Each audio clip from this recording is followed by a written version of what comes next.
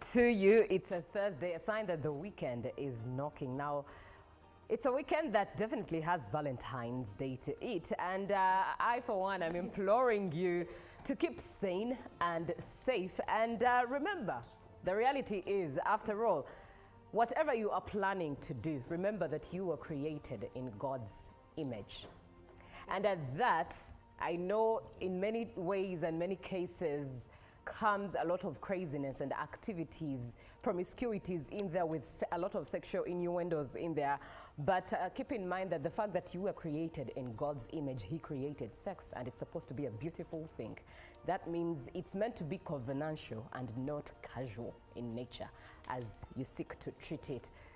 When you follow God and His direction, you will be protected. It's for you. But in other news, this week was the week, or is the week, that started the new school term 1 for the academic year 2026. But also tomorrow, 13th February, it's the day set aside by UNEB to release the 2025 Senior 4 exams, and today, 12th of February 2026, is the selection day of learners joining Senior 1. It officially starts off today at the Lugogo Multipurpose Hall in Kampala, Uganda. That shows you that the academic year has already kicked off. It's really, really busy. It's a busy season, and indeed one that requires all stakeholders to be ready, set to go. My name is Julie F. Nantaba. I am with the A-team, Robert Chirabo Nyonyintono and Joan Murunji, to bring you this beautiful morning, brought to you by the Ministry of Agriculture, Animal Industry and Fisheries, where we get to enjoy Uganda coffee on set, and also implore you and just encourage you to enjoy Uganda coffee because it's in our nature. Good morning. Good morning, John. Good morning, Julie, and a very good morning to you, our viewers. I hope you enjoyed the music as we took you down a memory lane. You know, you do not know your future if you don't know where you're coming from or what your past is. Though for some of us, this music is just new. Some of the songs is the first time I'm listening to them. But besides that, yesterday, the second vice national chairman of the NRM party, that is Honorable Anita Annette Among, welcomed over 10 independent candidates that were elected as MPs. And this, after being gazetted, they will swear in, and after being sworn in, yes, they will be working hand in hand with the NRM party, and they will take part in those activities, for example, retreats. And she said that more members are still coming up, those who want to, of course, coordinate with the NRM party or be affiliated, though some of them primarily they were in NRM, but because they were not able to achieve victory in the primaries, they decided to go independent, to come as independents. Fortunately, they emerged victorious. So they were told to not divert away from the goals of the NRM, even though they came as independents. And she also decided to welcome all other members from even other political parties who would want to be associated or in collaboration with the NRM party. Good morning. A very interesting one there. One would wonder, are they being the UDAs in politics, or are they indeed choosing to table their ideas at the end of the day, even if though they are on different sides of the spectrum, at the end of the day, service is what matters. Yeah, and I like the fact to chew on it and look at it. Yeah, I like the fact that they were not castigated, that like some other political parties that we've seen known to want to associate themselves with those who came as independents.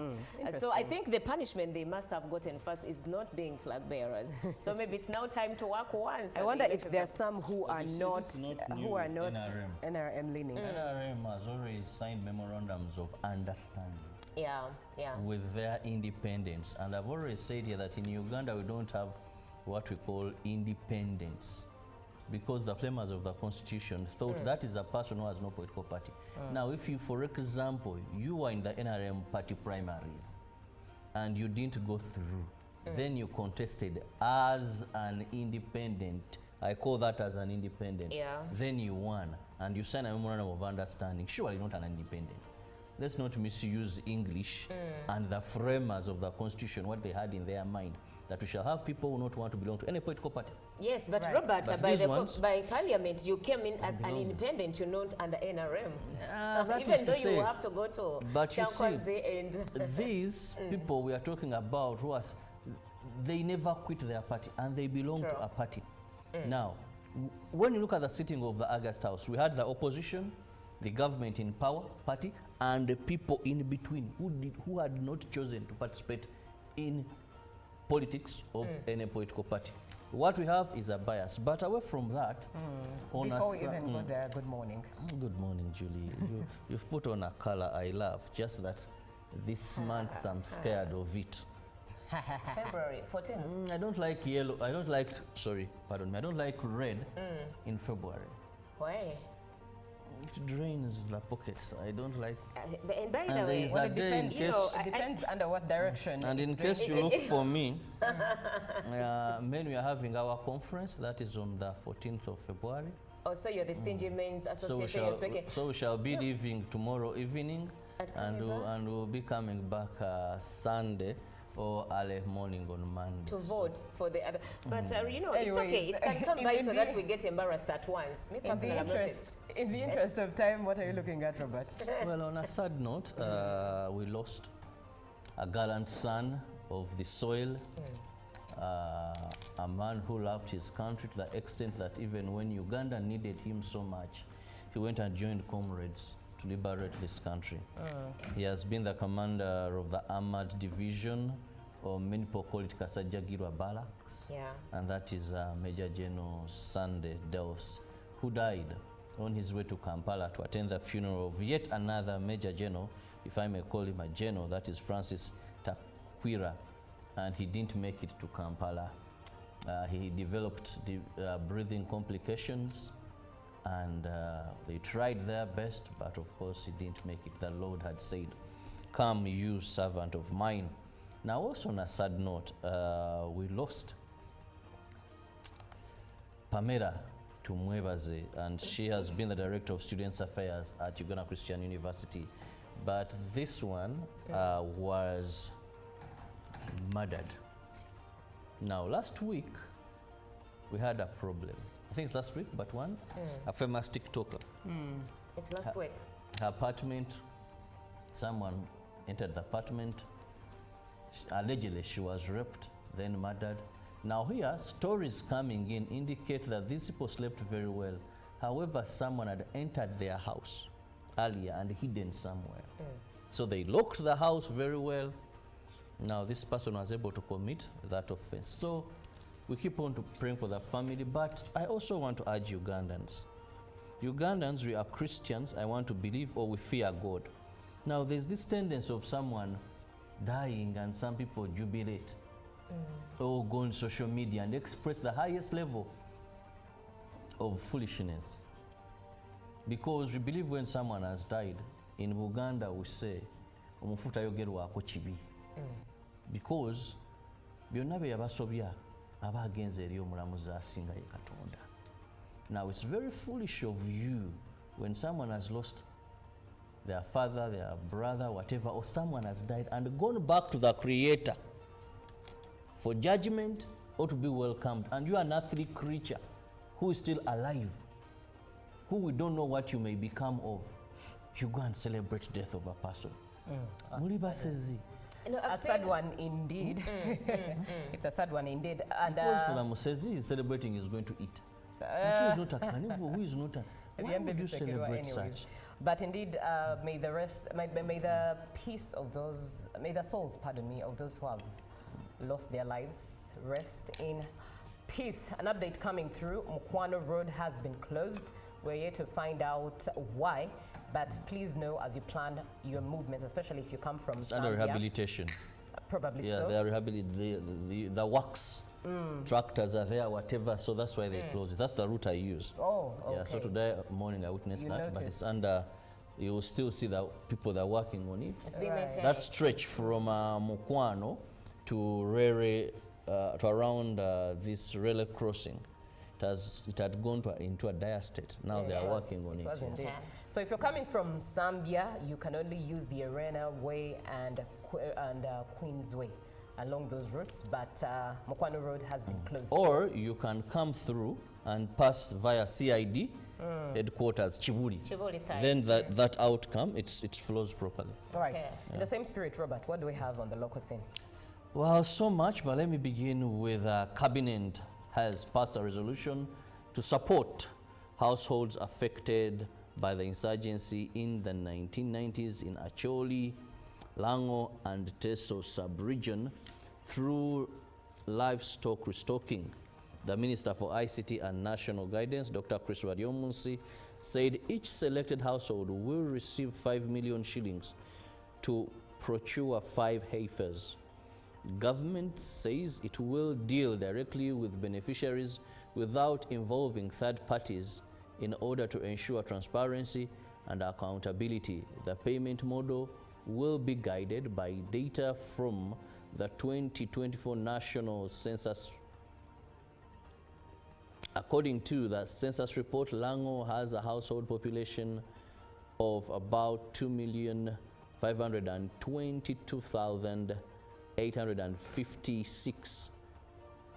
Acholi has 2,233, and Teso has 2,419,103, bringing the total to 6,961,192 people. Based on these figures, the exercise is protected and will ensure that they use approximately 35 trillion shillings. Regarding the elections, the minister revealed that the failure of the biometric voter verification kits during the presidential and parliamentary polls was due to logistical and administrative challenges.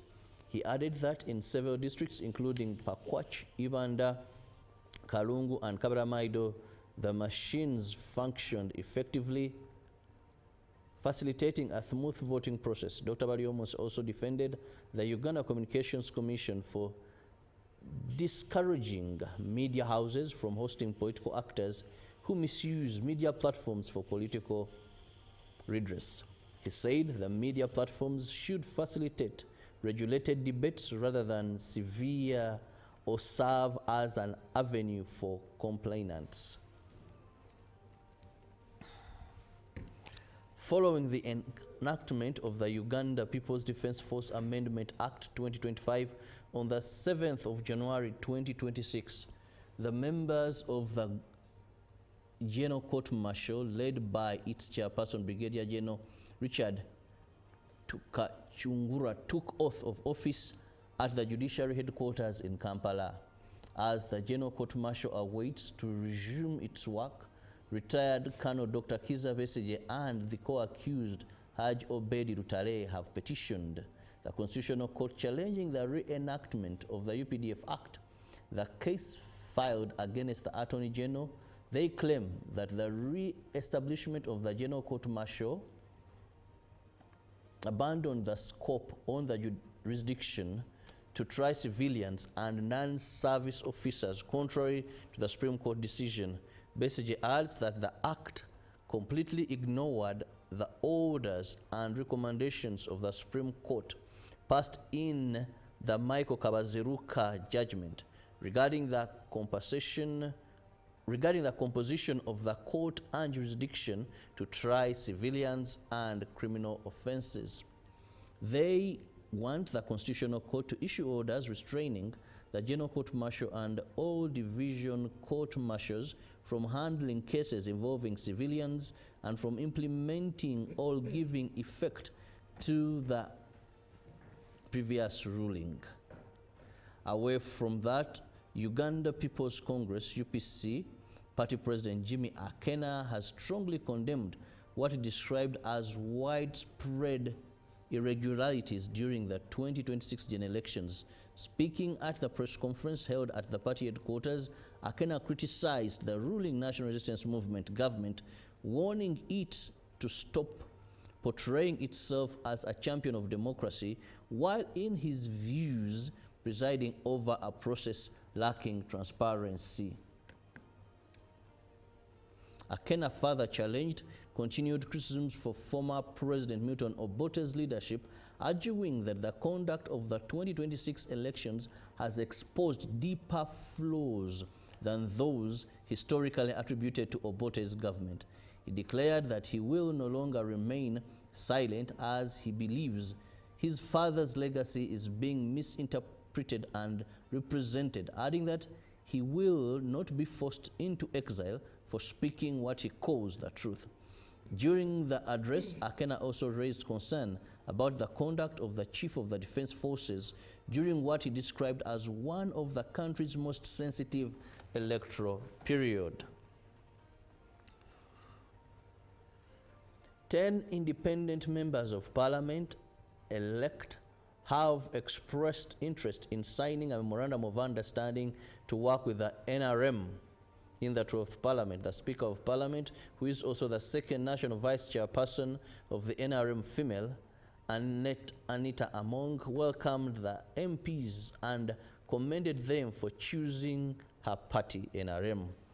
Among the 10 MPs-elect that went to the NRM head offices in Kampala to express their willingness to work with NRM party were MP-elect Serere, Esther Lucy Akom, the National Female Youth MP Mase Kasinje, among others. The Speaker of Parliament, who is also the second National Vice Chairperson, NRM female, welcomed the MPs and commended them for choosing the party. Once the MPs elect are gazetted and sworn in at Parliament, signing a memorandum of understanding with NRM will then take place, meaning that they will participate in all programs of NRM, including voting and attending the caucus. The NRM Director for Legal, Enoch Barata, explained that the decision by the independent MPs-elect was within the law. Party officials acknowledged it's a good idea for the independents MPs to work with the NRM, since some of them participated in the NRM primaries before deciding to contest as independents in the general elections. Well, that brings us to the end of our local stories. Now let's see what the traveler has for us. I like traveler from you, the local reporters. And starting off with the international coverage. Police identify 18-year-old as suspect in Tambla Ridge shooting. Now, an 18-year-old has been named as the suspect in a shooting that killed 8 people and injured dozens more in British Columbia, Canada. Police said Jesse Van Rutsila was found dead at the scene from a self-inflicted gunshot injury. The motive for the attack is not yet known.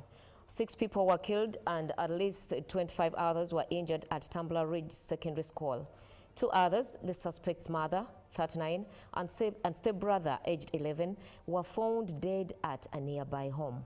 Authorities said Van Rutsila was born a biological male but identified as a woman.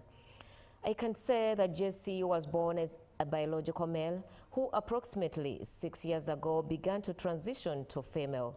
Dwayne MacDonald, the Royal Canadian Mounted Police Deputy Commissioner, said the shooting at the nearby home occurred first, then the suspect went to the school.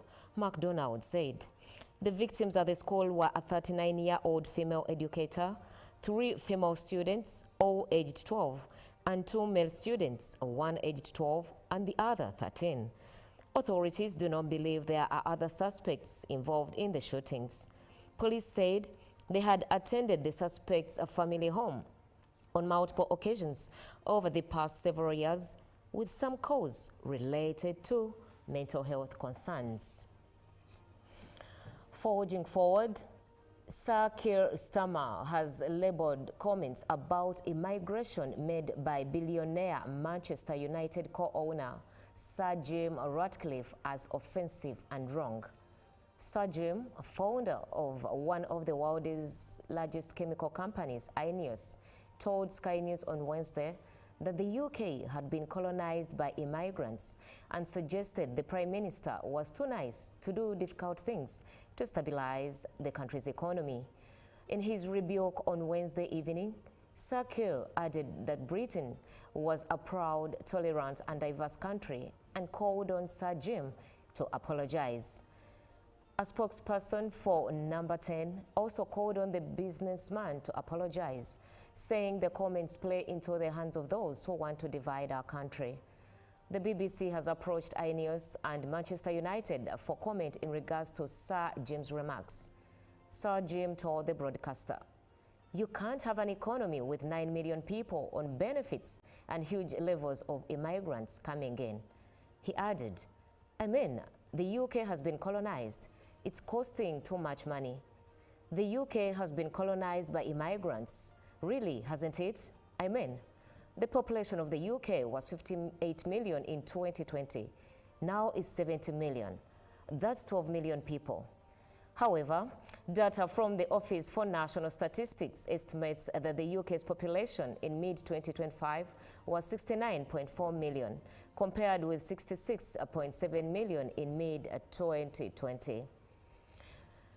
And moving on a sad note, at least 31 people have died after a powerful cyclone struck Madagascar, says the disaster authority in the Indian Ocean island.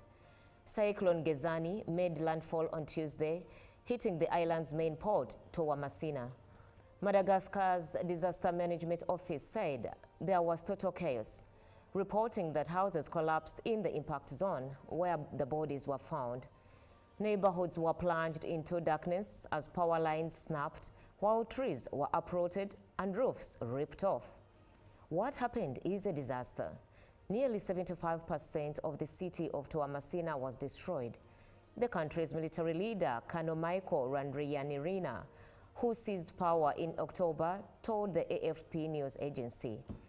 "The current situation exceeds Madagascar's capabilities alone," he added.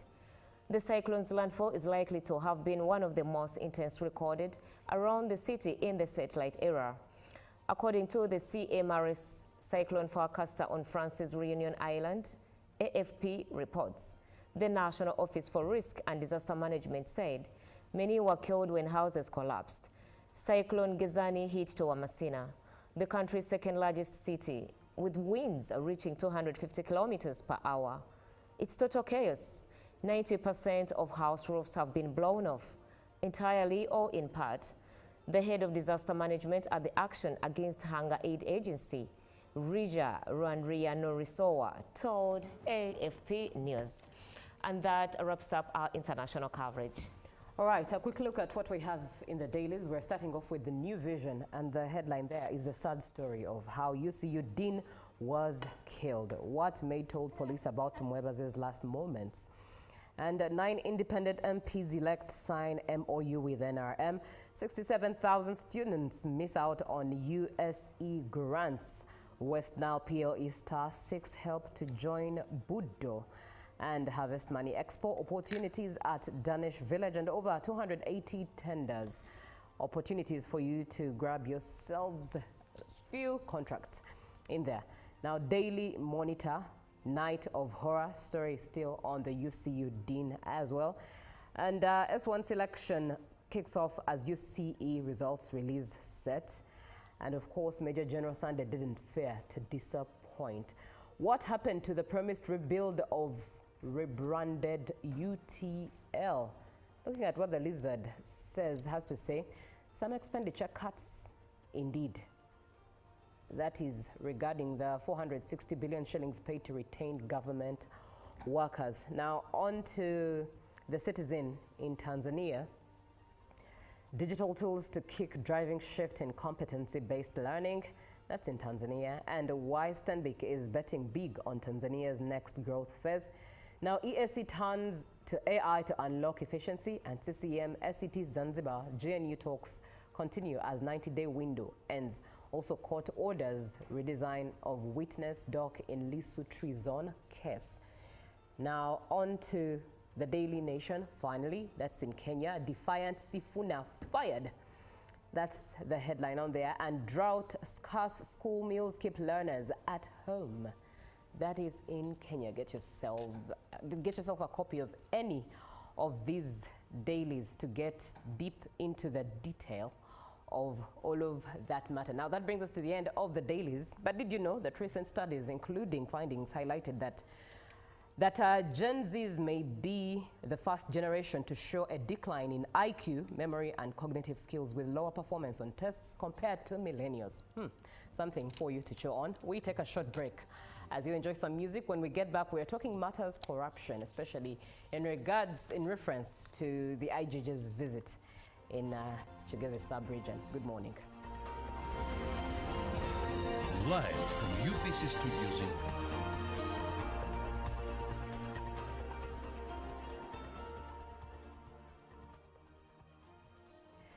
Good morning to you. It's a Thursday, a sign that the weekend is knocking. Now, it's a weekend that definitely has Valentine's Day to it. And I, for one, am imploring you to keep sane and safe. And remember, the reality is, after all, whatever you are planning to do, remember that you were created in God's image.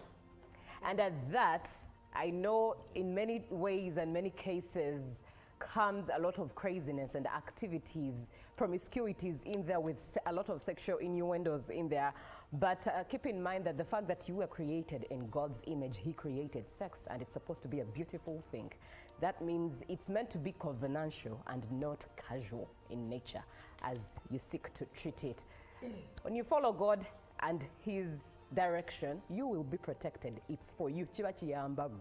But in other news, this week was the week, or is the week, that started the new school term 1 for the academic year 2026. But also tomorrow, 13th February, it's the day set aside by UNEB to release the 2025 Senior 4 exams, and today, 12th of February 2026, is the selection day of learners joining Senior 1. It officially starts off today at the Lugogo Multipurpose Hall in Kampala, Uganda. That shows you that the academic year has already kicked off. It's really, really busy. It's a busy season, and indeed one that requires all stakeholders to be ready, set to go. My name is Julie F. Nantaba. I am with the A-team, Robert Chirabo Nyonyintono and Joan Murunji, to bring you this beautiful morning, brought to you by the Ministry of Agriculture, Animal Industry and Fisheries, where we get to enjoy Uganda coffee on set, and also implore you and just encourage you to enjoy Uganda coffee because it's in our nature. Good morning. Good morning, John. Good morning, Julie, and a very good morning to you, our viewers. I hope you enjoyed the music as we took you down memory lane. You know, you do not know your future if you don't know where you're coming from or what your past is. Though for some of us, this music is just new. Some of the songs is the first time I'm listening to them. But besides that, yesterday, the second vice national chairman of the NRM party, that is Honorable Anita Annette Among, welcomed over 10 independent candidates that were elected as MPs. And this, after being gazetted, they will swear in, and after being sworn in, yes, they will be working hand in hand with the NRM party, and they will take part in those activities, for example, retreats. And she said that more members are still coming up, those who want to, of course, coordinate with the NRM party or be affiliated, though some of them primarily they were in NRM, but because they were not able to achieve victory in the primaries, they decided to go independent, to come as independents. Fortunately, they emerged victorious. So they were told to not divert away from the goals of the NRM, even though they came as independents. And she also decided to welcome all other members from even other political parties who would want to be associated or in collaboration with the NRM party. Good morning. A very interesting one there. One would wonder, are they being the Judas in politics, or are they indeed choosing to table their ideas at the end of the day, even if though they are on different sides of the spectrum, at the end of the day, service is what matters. Yeah, and I like the views fact to chew on it and look at it. Yeah, I like the fact that they were not castigated, that like some other political parties that we've seen known to want to associate themselves with those who came as independents. So I think the punishment they must have gotten first is not being flag bearers. So maybe it's now time to work once. I wonder if there's some who are not NRM. NRM leaning. NRM has always signed memorandums of understanding. Yeah, yeah. With their independence. And I've always said here that in Uganda we don't have what we call independence, because the framers of the constitution thought that is a person who has no political party. Now, if you, for example, you were in the NRM party primaries and you didn't go through, then you contested as an independent, I call that as an independent, then you won and you signed a memorandum of understanding, surely not an independent. Let's not misuse English and the framers of the constitution, what they had in their mind, that we shall have people who not want to belong to any political party. Yes, but Right. Robert, But by parliament, you came in as an independent, you're not under NRM. That is Even though to you say, have to go to but you see, Chankwanzi. Plant extract, scientific ratio, take 3 capsules each time. The active ingredient accelerates fat burning,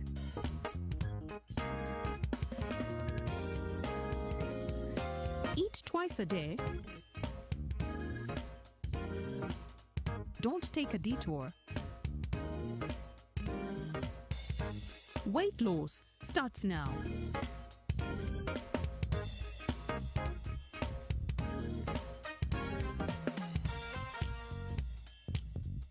Ginshikang L-carnitine with chromium capsules helps you stay in shape. Please follow medical advice when taking this product. For more information, visit our website www.hgo.com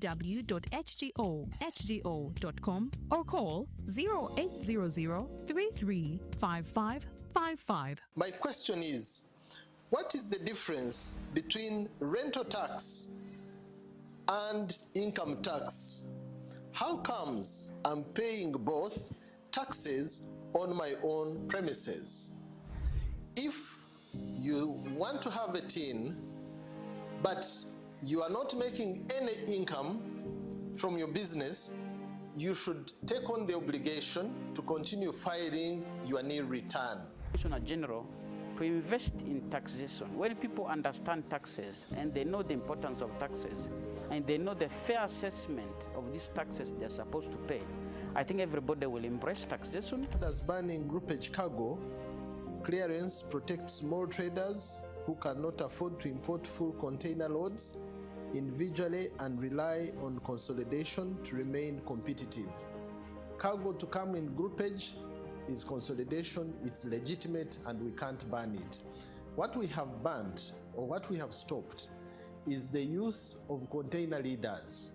Now, Fiona, the good news I have for you is that among the new tax proposals, now you can get direct answers. Send your tax-related questions via WhatsApp or SMS to 0790-141-887, and the Commissioner General of URA, John Musinguzi, will personally address them. Tune in to UBC News Tonight every Monday and Wednesday for expert insights and clear explanations. Buza Commissioner. Live from UBC Studios in Kampala, this is Good Morning Uganda.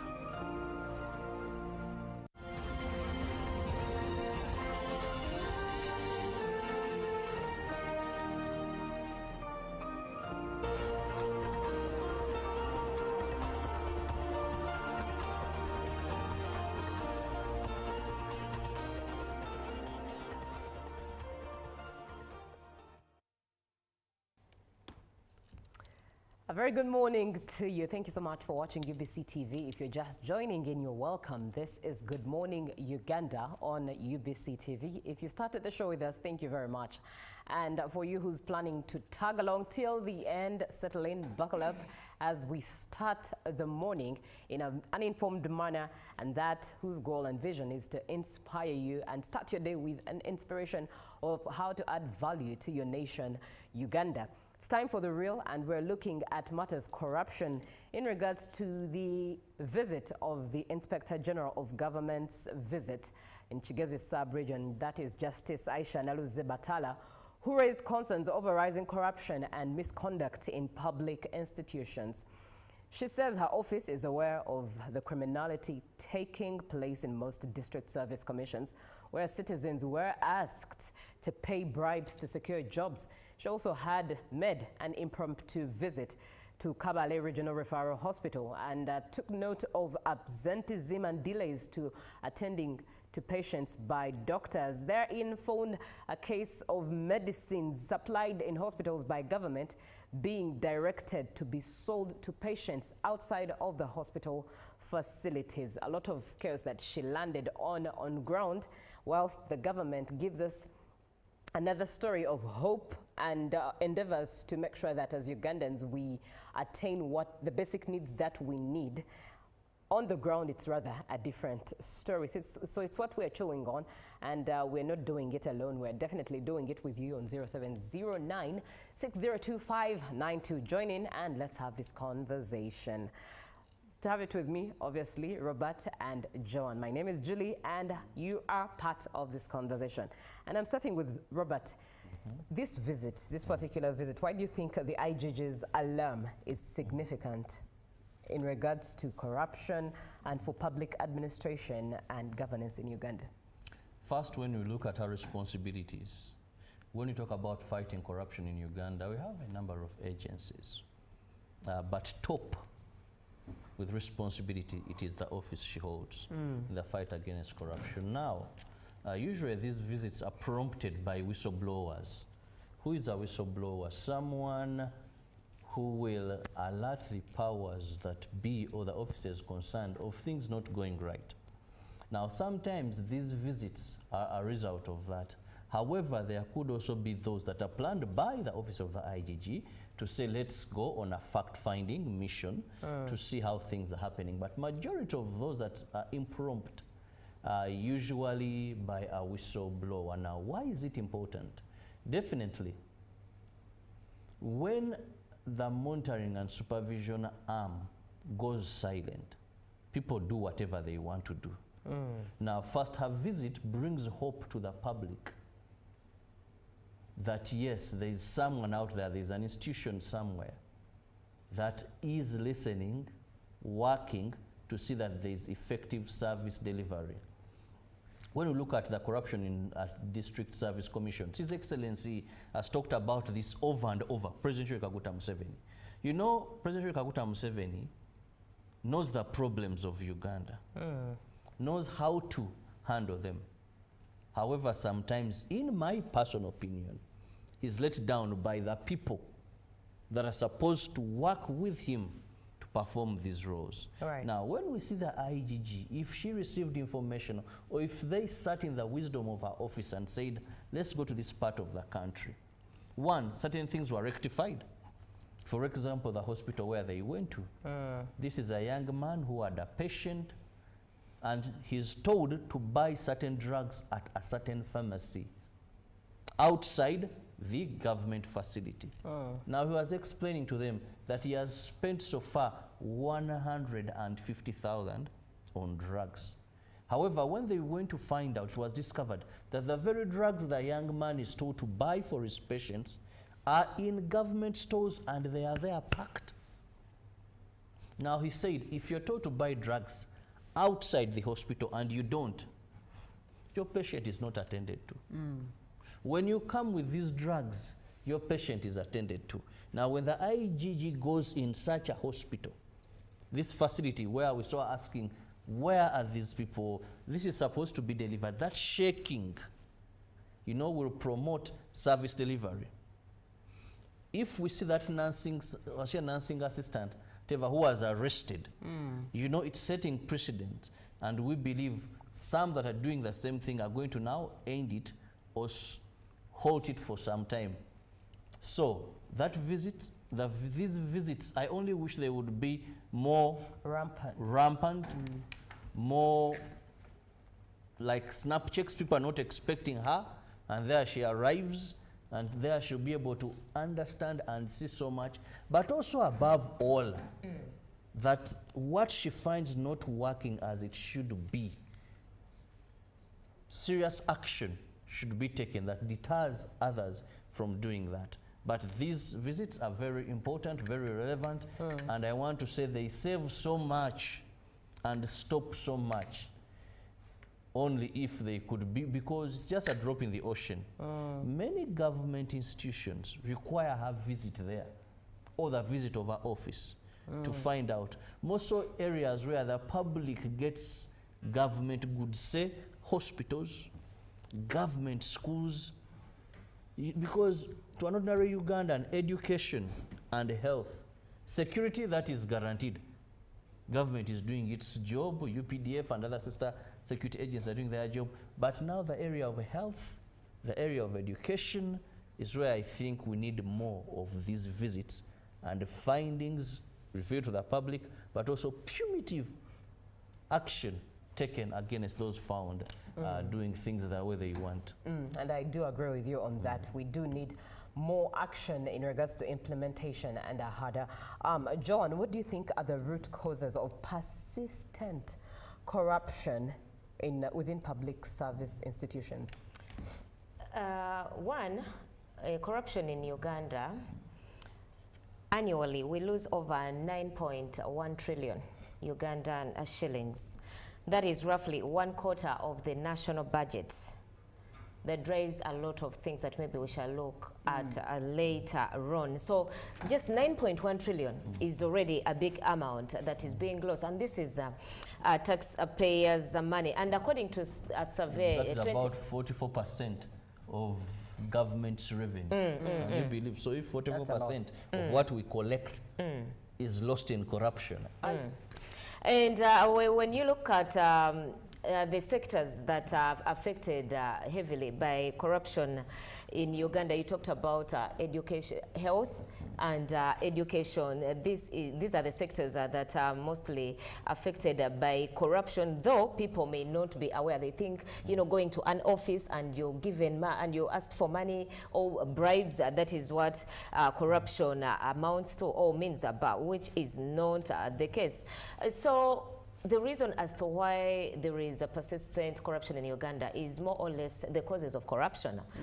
Because when you find there is a favoritism, when there is a nepotism, whereby those with power or with influence prefer giving jobs to their relatives or to their associates or friends, still in office and being under the government, we cannot avoid being corrupt as a country.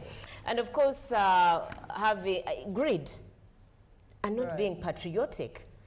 Because if you really, you know, there is, I always tell people to differentiate between patriotism and having love for the president. Some people do think that loving the president is being patriotic, which is not the case. So if someone is patriotic and goes by our motto, for God and my country, I don't think they would be corrupt.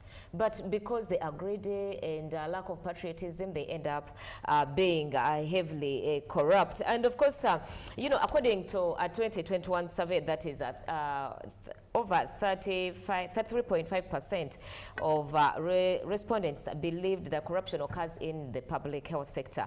And with common forms being bribery at 17%, embezzlement being at 13%, and favoritism at 11%, while nepotism is at 10%. And whenever people do not have at the heart of seeing Uganda growing to even a better economic country, that is how we have embezzlement, that is how we have bribes, that is how we have fraud in the country or in the economy or in a public service. So it is persistent because we do not uphold the values of public workers, because I believe they are given stringent guidelines on how to work under public service or as a civil servant. So if you feel you do not uphold these values, that is how you end up being corrupt. Though even in private sectors, sectors, there is also corruption. Indeed, in private sectors there is corruption, but it's rather more strict than in public service institutions. Perfectly done, perfectly said. We are looking at corruption here in Uganda, basing it on the visit by the Inspector General of Government to Kigezi sub-region, where she visited different public spaces and also had an impromptu visit to Kabale Regional Referral Hospital, where she found the state quite dire. And of course, even with in regards away from the hospital, in regards to jobs, she stated that she is aware that citizens are being asked to pay to get jobs, as opposed to being hired to be paid for their services. Very dire indeed. 0709602592. WhatsApp by text and be part of this conversation. Good morning. Someone comes through and says, well, you sound quite off topic, so I beg not to read that particular one, but rather let's focus on what we are on in studio. Robert, what do you think are the impacts, or what is the impact of this particular corruption in Uganda? That what it has, the impact, that it has on Uganda altogether. Well, thank you, Julie. And I must say many Ugandans already know these impacts. Julie has hinted on some of them. When you talk about 44% of revenue collected going to corruption. Now, that is about 9.144 trillions every year. Right. That is a lot of money. That money can do so very much. It can construct some roads. It can build hospitals. It can be used to construct major hospitals, maybe even in each region, a hospital. Now, second, corruption, like when you look at the district service commissions, where someone is not qualified to carry out a specific task, but they are appointed. Loss of lives. You've seen buildings in terms of construction, but people allege they are engineers, yet they have never qualified. These buildings have killed Ugandans. We've seen in the health facilities. Recently I was watching some video on social media, on certain platform, some gentleman who lost a child in one of the national hospitals. And I think he's a good supporter of the ruling party, how people, the things I said earlier on, it's very foolish and not human, immoral and not godly for you to jubilate over death of someone. Now, someone you were jubilating, you support this, now you see been telling you, I find that not African. As if death belongs to a certain party. Yes, I find that not African at all. And not Christian, not Muslim, not any faith. Maybe those that don't believe in God, because we believe that person has gone to the best judge, and we settle and we rest our case.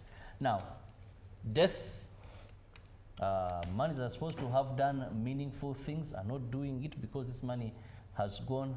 But also the other thing that corruption does, it kills the moral fabric of a country.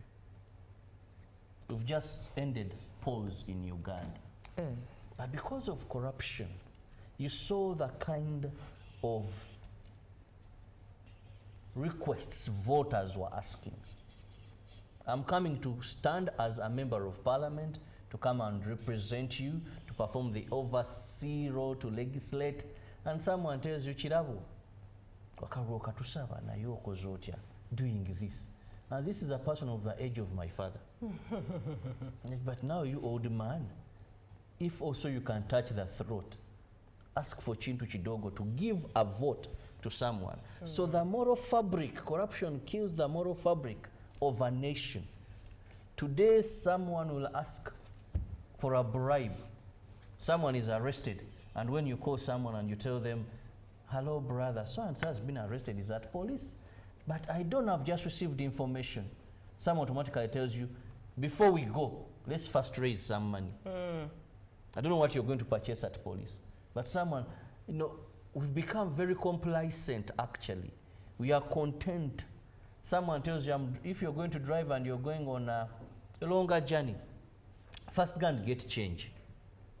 You ask that person, change, is the car going to take money? No, because you're going to meet traffic officers along the way. Right. So, as part of your preparation for your journey, get some 3,000, get some 5,000, you know, monies, and go with those because you're going to meet police officers along the way. Yeah. So when corruption destroys the moral fabric of the country, look at the quality of leaders that we are getting at all electoral levels.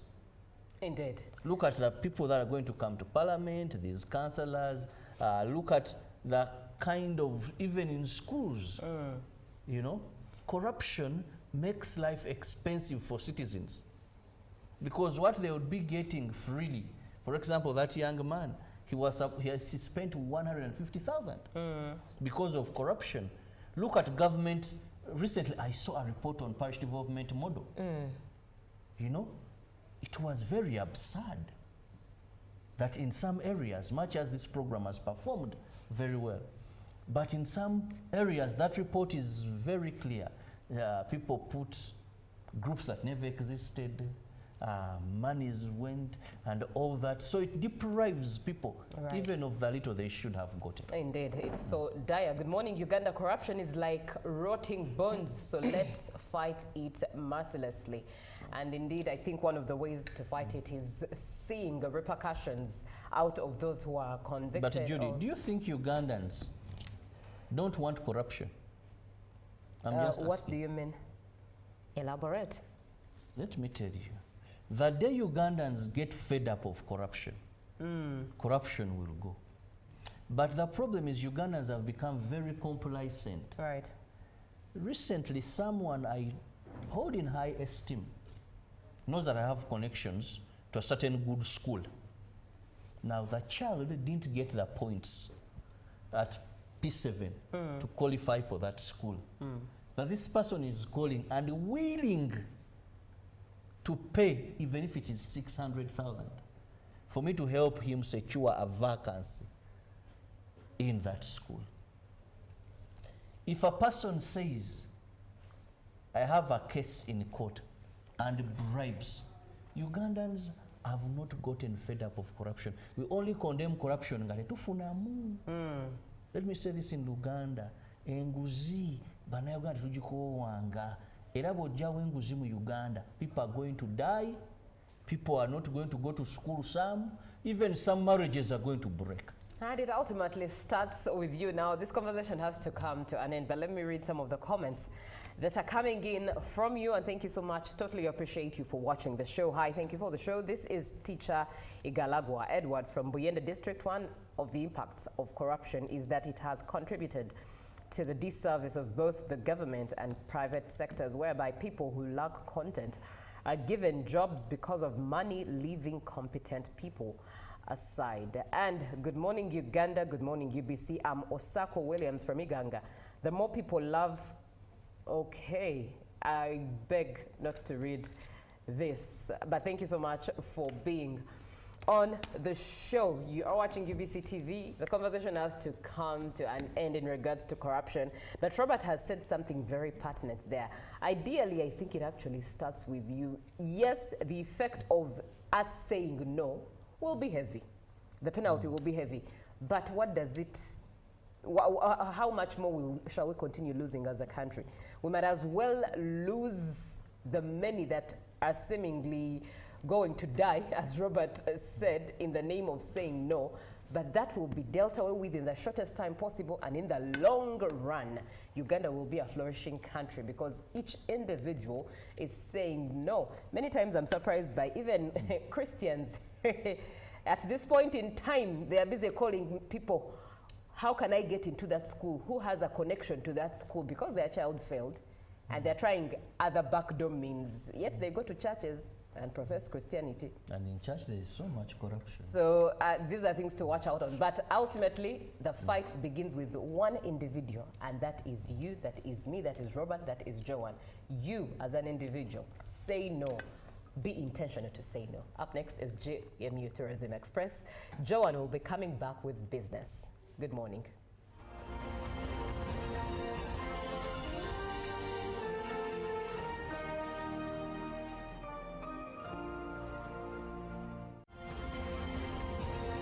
Live from UBC Studios in Kampala, this is Good Morning Uganda.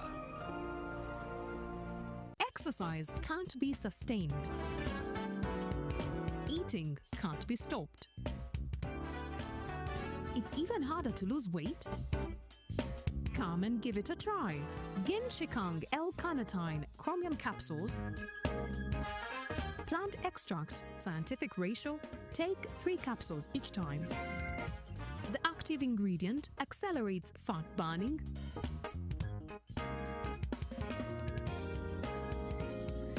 eat twice a day. Don't take a detour. Weight loss starts now.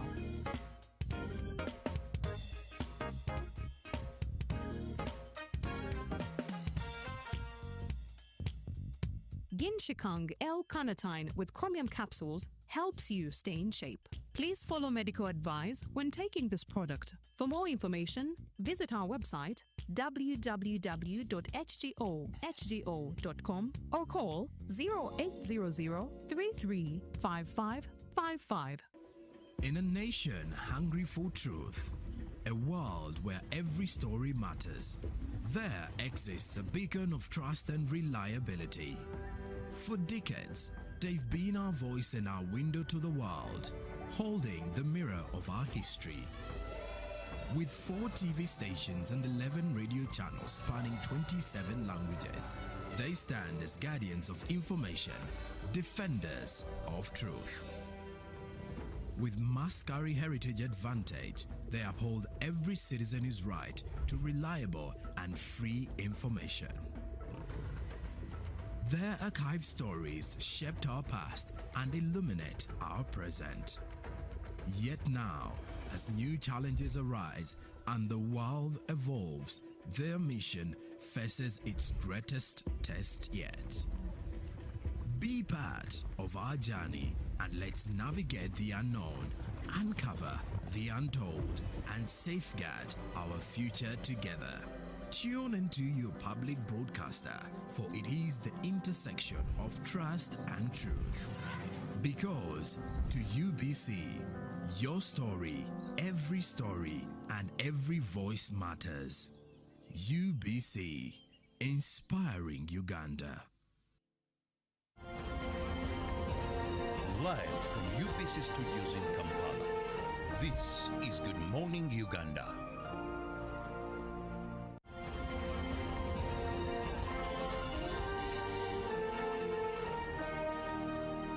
Brought to you by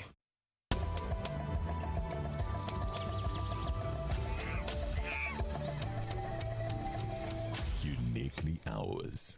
Explore Uganda. Good morning and thank you for choosing UBC. My name is Zakia Lucky and we are on Good Morning Uganda Tourism Express. My face is just delighted with a smile because we are getting into the best part, which is food, and we are bringing it to you the cultural way. We are still digesting. You've seen us go through all these activities: poetry, pottery, art, and now it's time for cultural foods. With us are contestants from Miss Tourism Southwest, and we are getting to drive just to learn about culture in southwestern Uganda. We are in Kabale. With me is the lady that is going to take us through the entire process, get to understand what we are eating, get to know why it is eaten like that, why do we have to sit like this, why are we using our hands, not forks.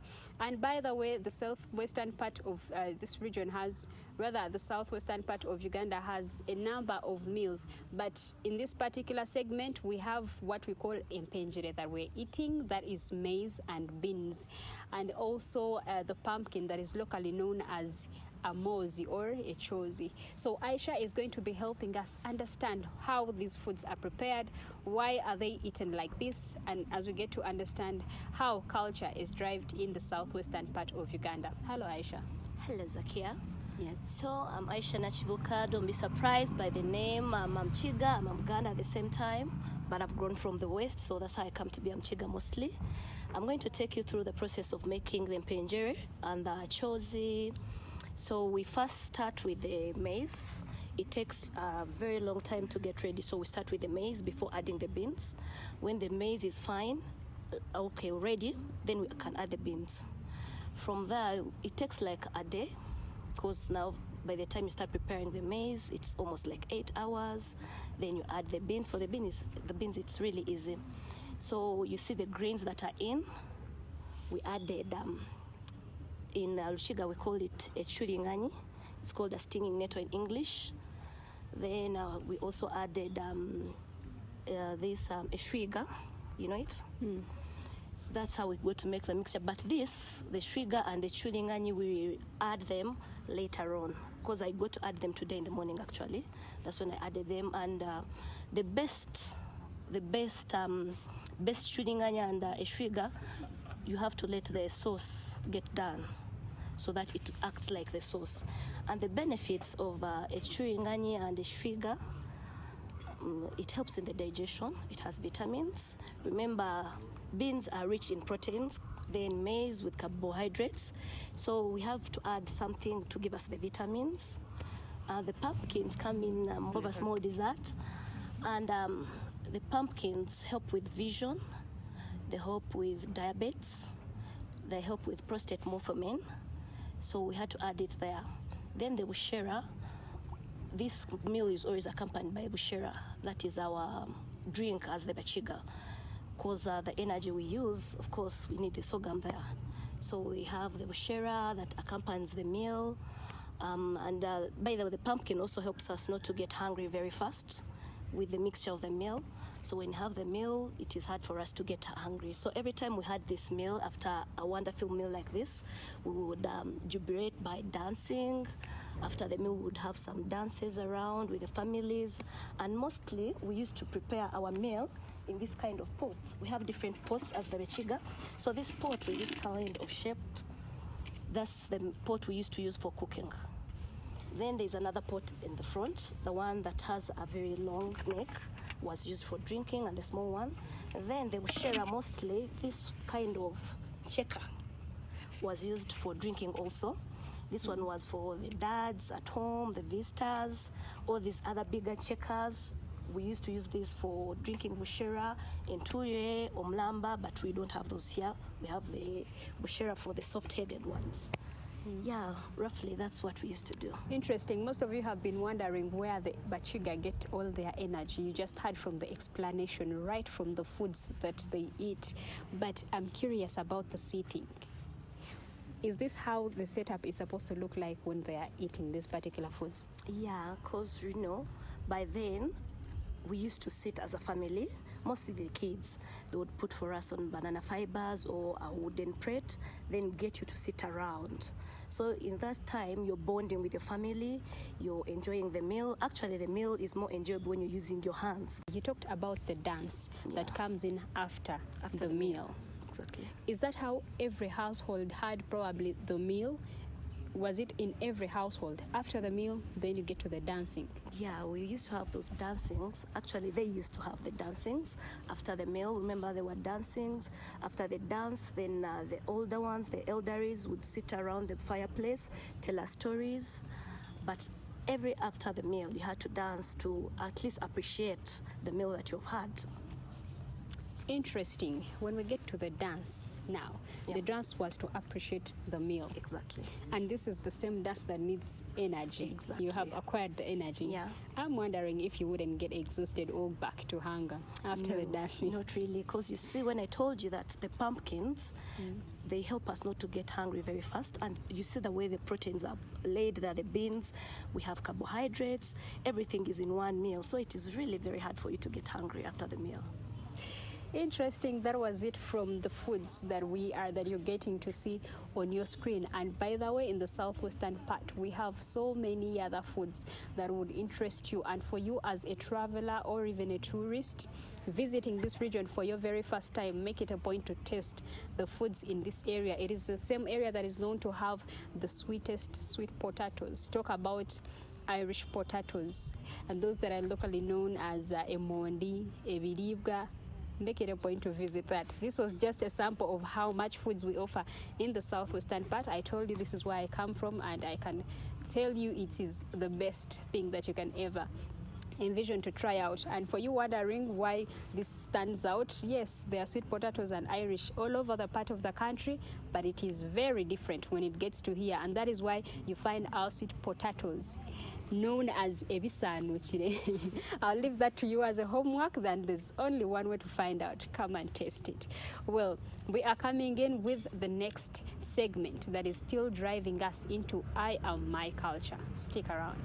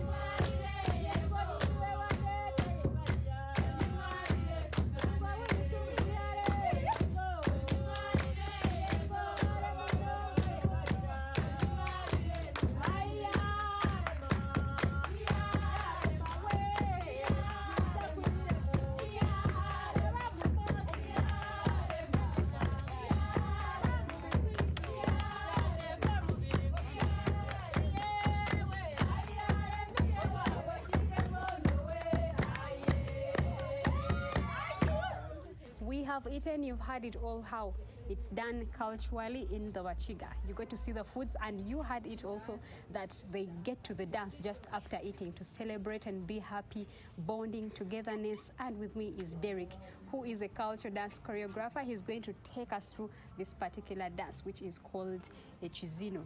So you're going to get to know about it and get to understand why this dance is actually danced with energy, the jumping, why the hands are raised up. How are you, Derek? I'm alright, madam. How are Sivirota? Yes, we're happy to have you on the show. So please take us through the Chichiga dance. Thank you. So as she has said, our traditional dance of Chigezi, the Wachiga, we dance a chizino. Yeah, that's the name. And we usually emphasize stamping the feet up and down. So we jump in levels, high and up. Then we will be lifting our arms kweri kanti tujabatunje turatunge entenitwe. Yes. Yes, it's a powerful dance. You got to understand that it's danced with a lot of energy. You stamp the feet on the ground and then you jump high. And he also mentioned how you use your hands to show that you have gained the strength, of course, from the foods that have been eaten. You will get to see on the screen, just like what you get to see, the dance is being danced with a lot of energy and happiness, like you had it from previously having eaten the food. So we are still on Good Morning Uganda. Thank you for joining us. And that was it from southwestern part of Uganda about I Am My Culture with the contestants of Miss Tourism Southwest.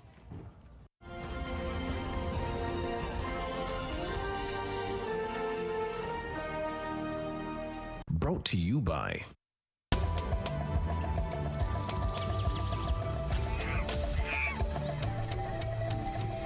Uniquely Ours. Explore Uganda.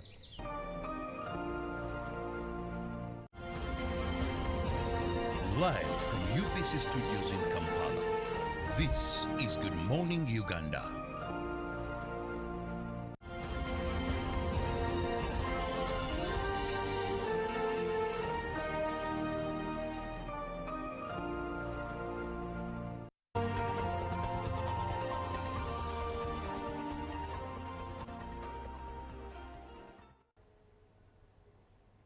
Now, with the conflict that is happening between the street vendors in Kampala and the licensed traders, for those who are having businesses in shops and are paying licenses, a lot is happening after the Minister for Kampala, Honorable Hajat Misa Kabanda, issued a directive that by 23rd, all the street vendors must be out of the streets.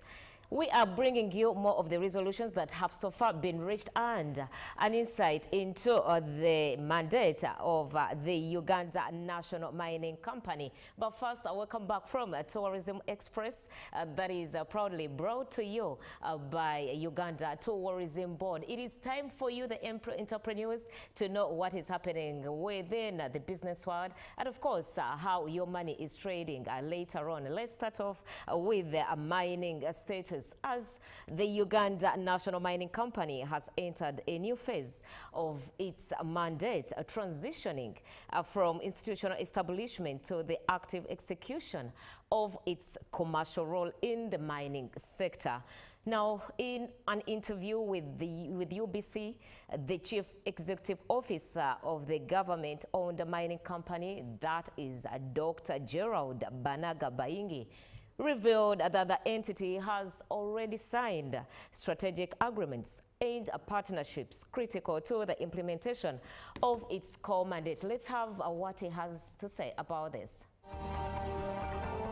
Dr. Banaga Baingi says the company's first year of operation was largely foundational, focused on building systems, structures, and governance frameworks. He notes that UNMC is now fully positioned to shift from system building to operational execution. The objective is to generate revenue, is to make money for the company, for the government, and for the people of Uganda, so that these minerals can become meaningful and valuable to this country. The redevelopment of Kilembe mines in Kasesa district stands out as one of the company's most significant investments.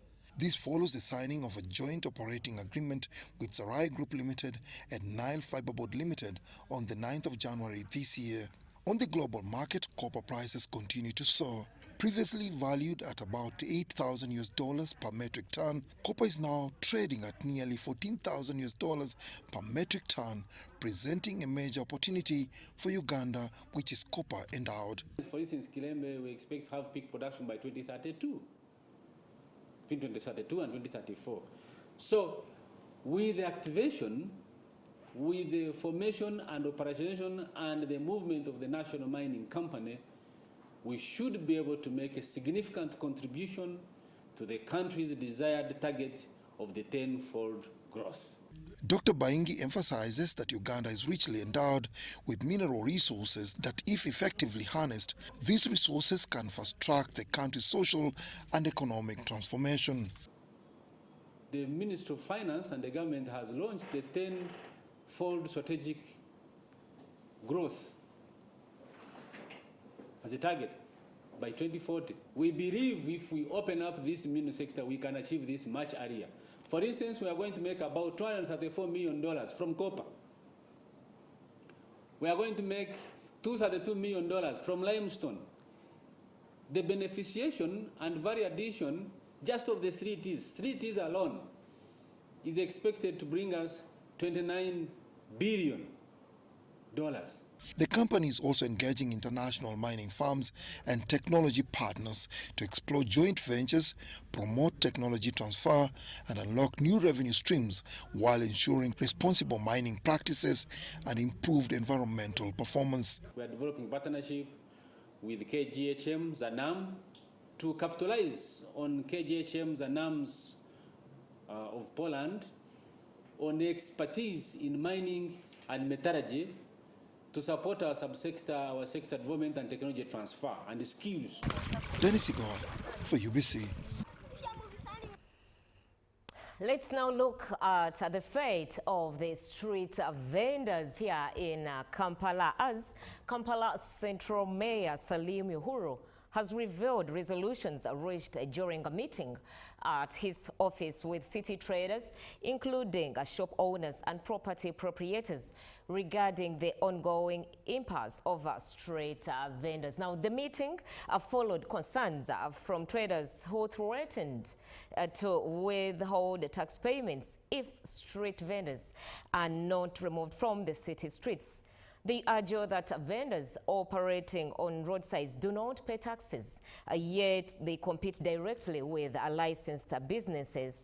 And the development, just to let you know, comes just this before the Minister for Kampala and Metropolitan Affairs directed all street vendors, hawkers, border riders and taxi operators without gazetted stages to vacate the streets by the 23rd of this month and return to their designated areas. Let's look at the resolutions. A walk through Kampala central streets paints a picture of congestion, with vendors lining the roads, borders and taxis parked along pavements, and pedestrians squeezing through narrow spaces. In some areas, the streets resemble open-air markets, making movement difficult for both motorists and walkers.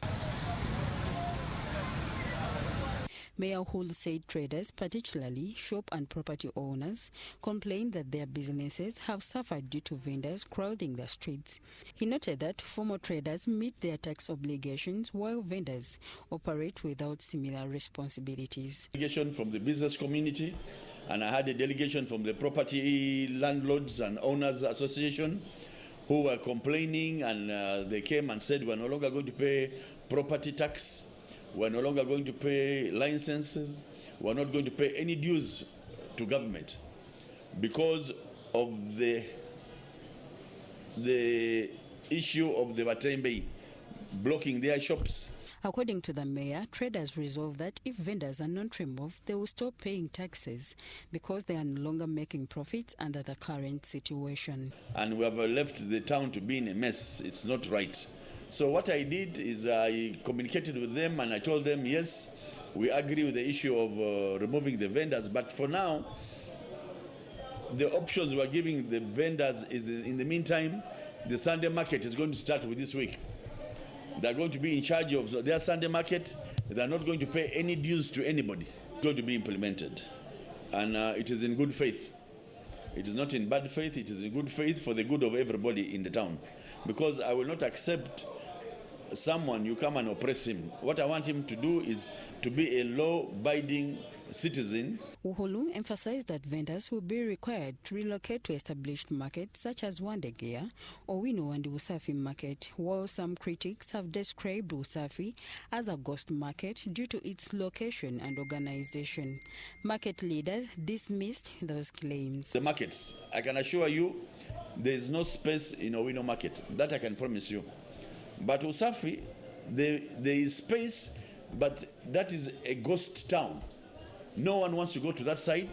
The location of that place, I think, is not the best and conducive for our clients.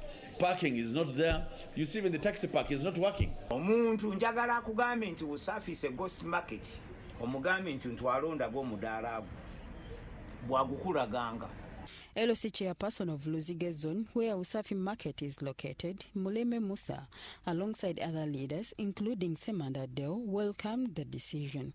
They said a market thrives on the presence of traders, but urged government to first ensure proper arrangements before relocating vendors. We shall welcome the visitors from the streets to the market.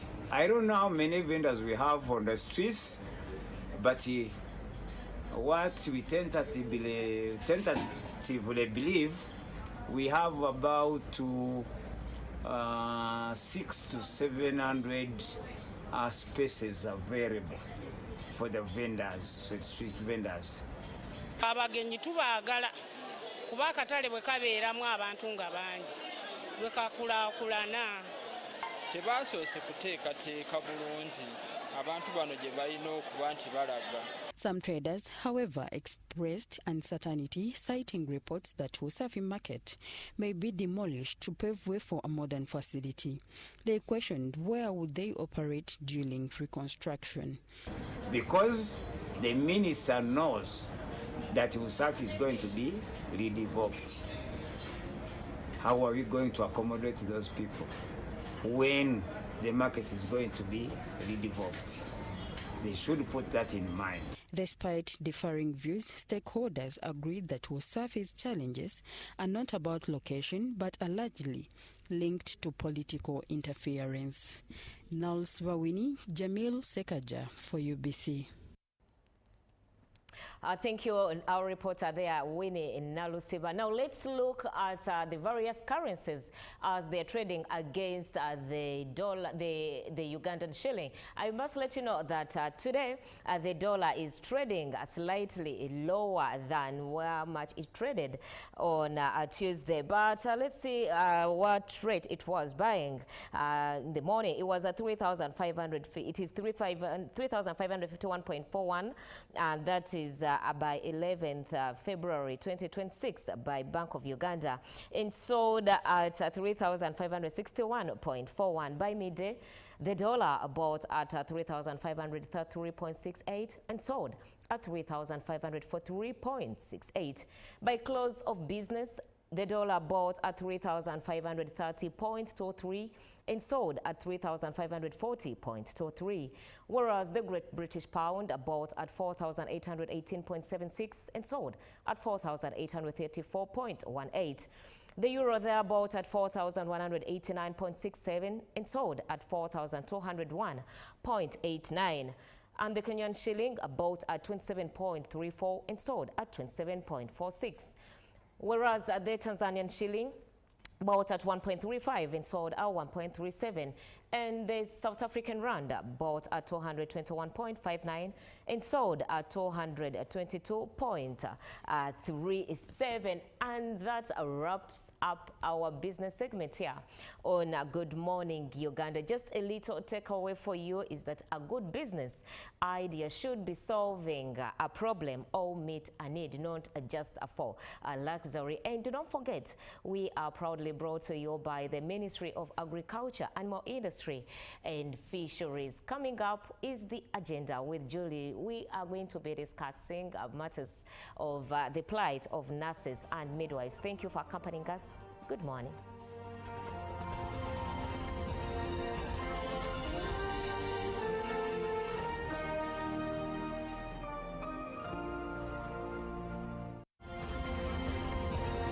Live from UBC Studios in Kampala, this is Good Morning Uganda. Pick of the day on UBC. He expected me to die like within the first 2 years. Out of the blue, the child will get pains, especially in the wrists. And this happens commonly when children are starting to walk. Was brought to you by I'll call you every day, yeah, yo, baby, don't go.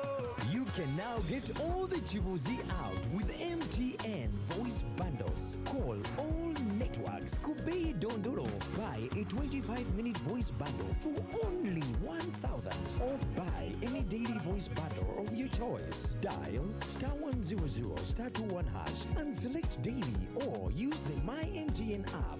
When we talk together, we are unstoppable.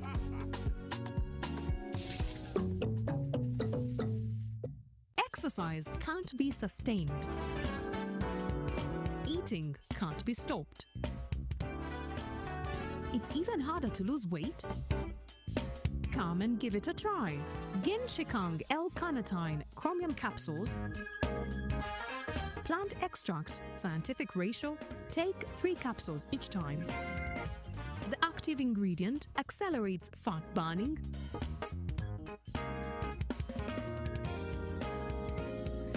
eat twice a day. Don't take a detour. Weight loss starts now.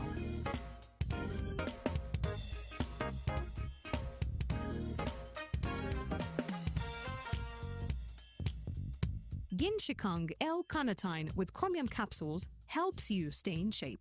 Please follow medical advice when taking this product. For more information, visit our website www.hgo.com or call 0800 335555.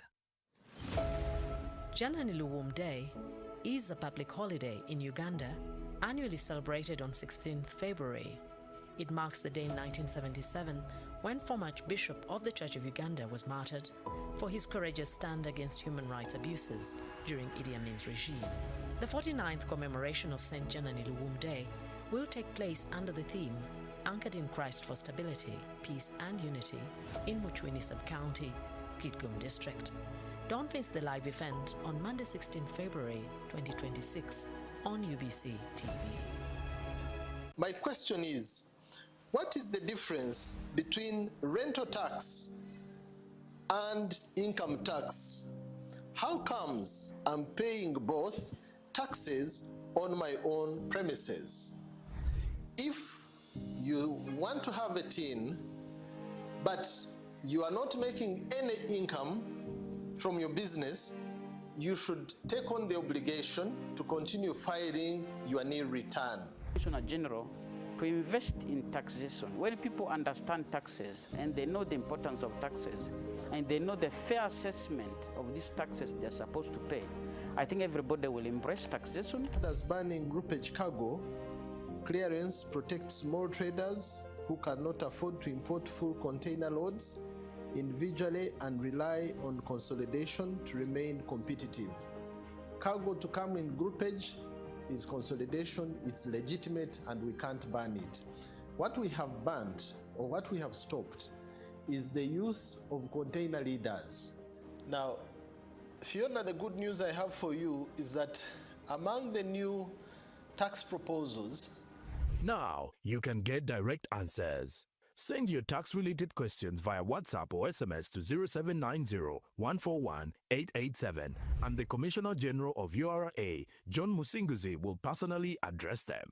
Tune in to UBC News Tonight every Monday and Wednesday for expert insights and clear explanations. Booza Commissioner.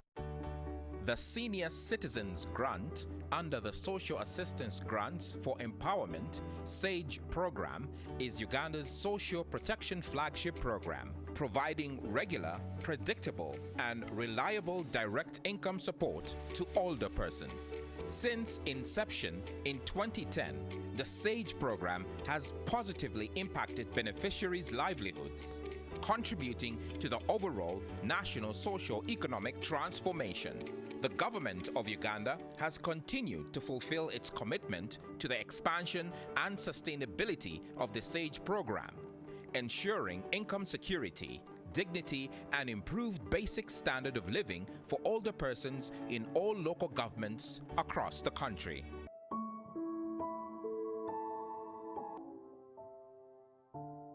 Amabara gange nyose Priano Kyalgonza umusomesa w'ekereziya ndi Kyegegwa Town Council Kyegegwa District kanta katunge sente za bakaikuru hego nkabande hano baitundi musomesa nakuri natunga yoga kasente katoito ito tusaina abakora hanyuma nanyowe nagenda nayihandikisa hanyuma akasente batandika kukatwereza batandike kutwa sentezi nanyo kinacwiremu nkabanza kwiteka musirwa rosemary natandika kwitemesa kisaka na bya rosemary yegi ate ubuna yongire nkaba nindu mu butunda nabwo nakoraki natandika kubulima kabanza kubulima haishaho bwarugaho nengera na hati nabwara ishyaka buri bwagena bukunguka hanyuma ikirugiremu hatobwire bunu natandika kutunga empunu hanyi kinabana zyankonyera empunu natangiye kuyitunga ni ntunda ni hamwe akasente akukonyera eka yange mukazi wa hamwe n'abana ba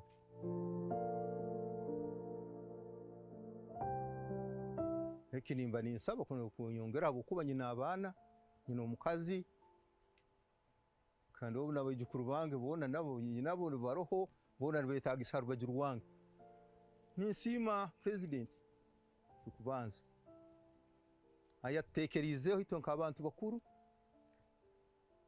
kandi twahaga umusoro twagurugaho twagaruka mu maka gaitu baitu nimusiima muno gavumenti eno enyakuroho eyebale kuteekaniza n'okuteekerezaho. This is a message from Expanding Social Protection, ESP, implementing the program under the Ministry of Gender, Labor and Social Development. ESP, better life chances for all.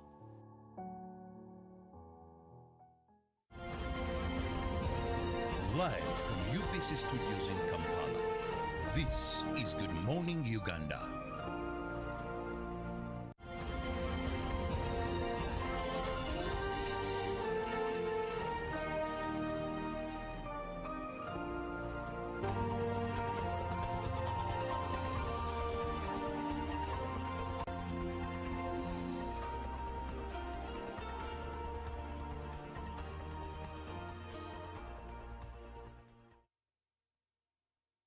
Welcome back from that business desk with Joan Murungi. It's now time for the agenda. This morning we're looking at the plight of nurses and midwives here in Uganda. Be part of the conversation, 0709-602-592. My name is Julie F. Nantaba, your host this morning for this particular one. And I'm having this conversation with the Honorable Birungi Annette, Workers MP-elect.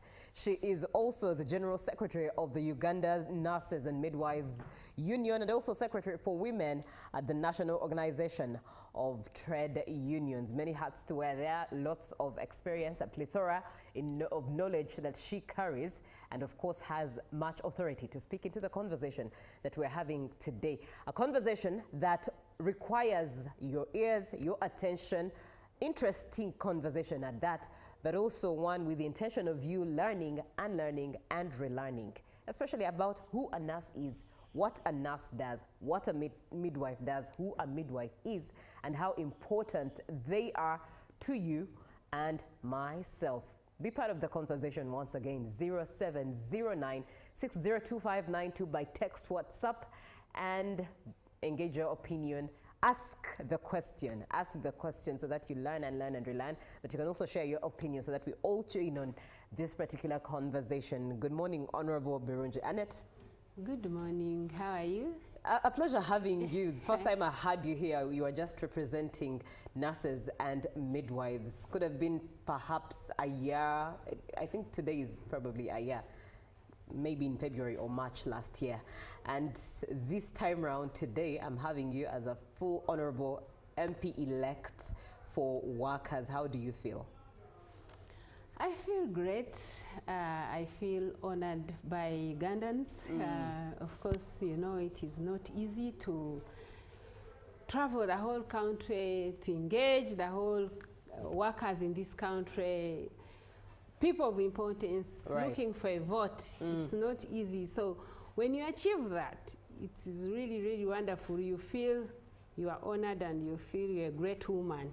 Out of 25 of them, men and women, you garnered the best. Yeah, Take us through, before even getting to the nurses and midwives conversation, let's just get this as a preamble. I definitely, you feel good, you feel it's an achievement on your side. One individual beating 25 faces, some of them new, some of them incumbent. Some of them incumbent. Talk about it. It was really wonderful. How was the experience? I started looking for votes, and actually, I worked as a public servant. I resigned my job in 2020, and I decided to go and voice for the workers of this country. It was not easy.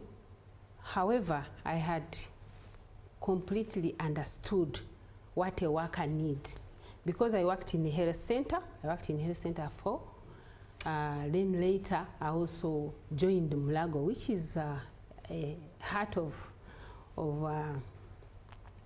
health in this country.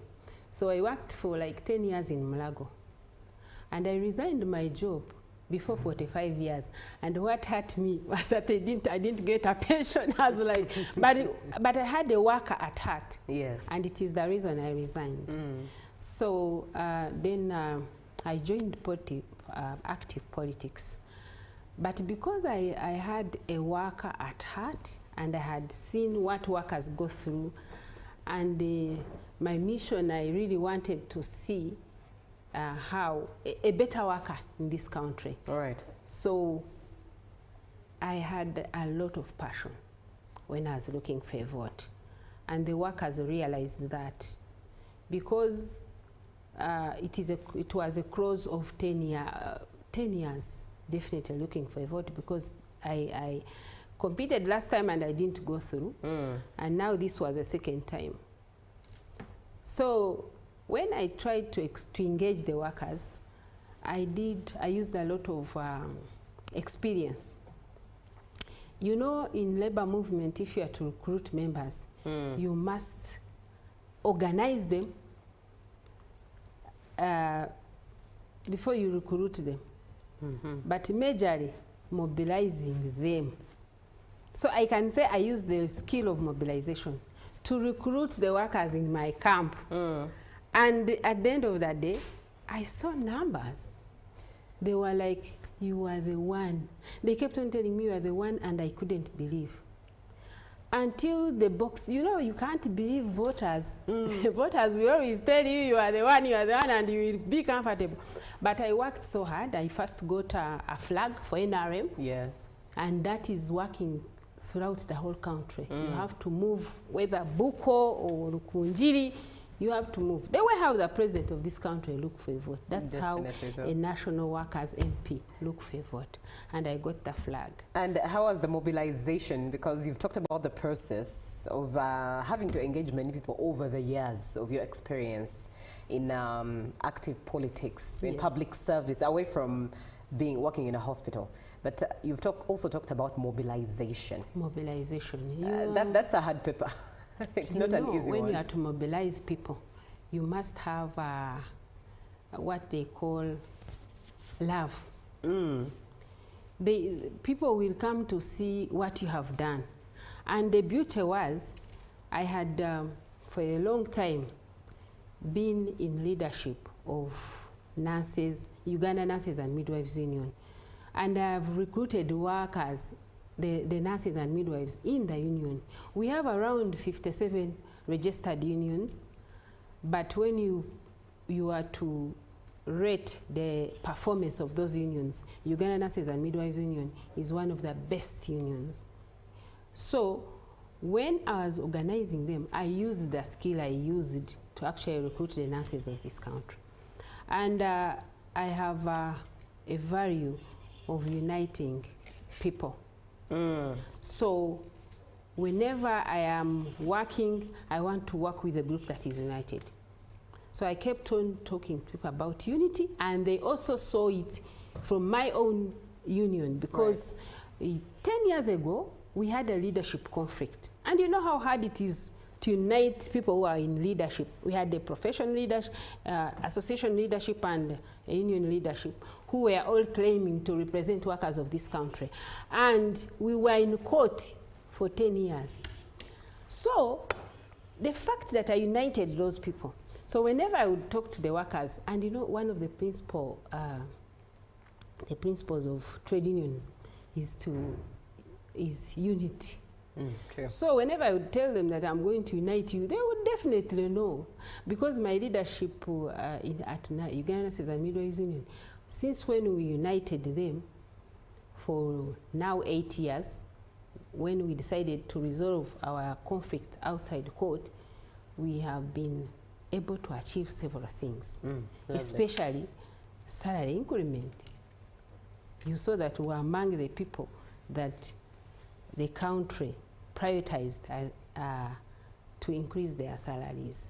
And indeed, we'll get to that particular point in regards to salary increment. Allow me read this comment before we delve deeper.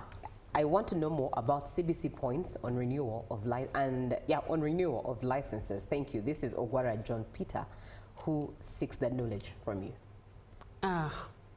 You know, I know many nurses, it becomes a challenge when they are to renew their licenses. But when you are renewing your license today, it is very easy because it is online. So he only needs to go online, and you know, technology has eased everything. And he doesn't need to come to Kampala. No, he just have to type in www.Uganda Nurses and Midwives Council. And I think he's confusing me with the leader from council, but I am from Uganda Nurses and Midwives Union, but now, of course, I know everything. Right. But there are different bodies. Uganda Nurses and Midwives Council, it registers people to practice.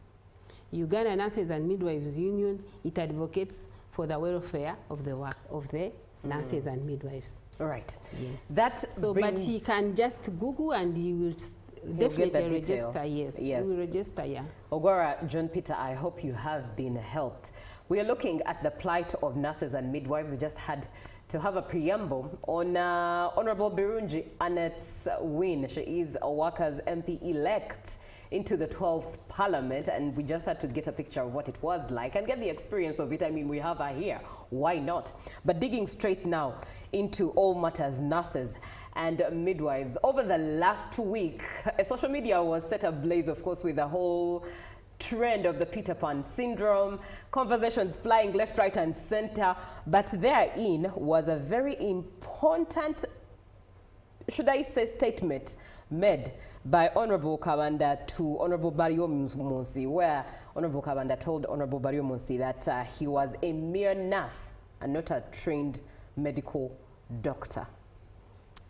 Yes, Honorable Kabanda. My dear how does that make you feel? Fellow legislator, I think he just needs to read about who a nurse is, because it is, nursing is a science subject. And it is a whole, when you look at a nurse is trained. A nurse, for example, me, I'm a good example of who a nurse is, because in Uganda we have diploma nurses, we have degree nurses, but we also have certificate nurses. Maybe that one I forgot about it.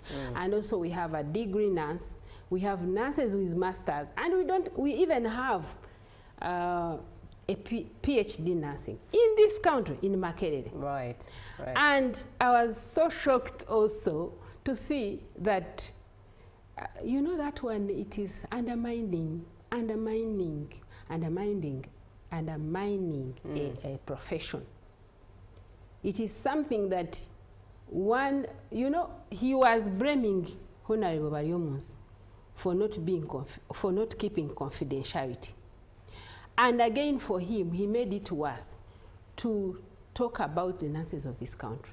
The nurses of this country are the backbone of health care delivery. And when you look at,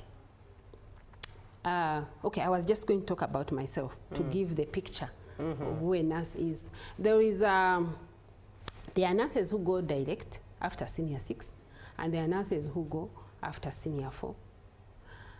Those ones get certificates, and these are the ones who go direct. They can go for diploma or they can go for a degree, depending on the performance. And you have to have credits and distinctions. Forget about to go for a degree in nursing, you must have it. You must have finished senior 6, and you have credits and distinction. You cannot do a degree when you don't have, when you have passes. So and you can upgrade. You can upgrade, get a degree, get a master's. So it is a profession like any other profession. So I don't know where he's getting that information, that actually nurses are not qualified. Therefore, Dr. Wariomunsi is like a nurse. It is something that that demoralizes the nurses of this country, and it gives us that thinking that the public actually do not know what a nurse is. And let's start from there. Who is a nurse?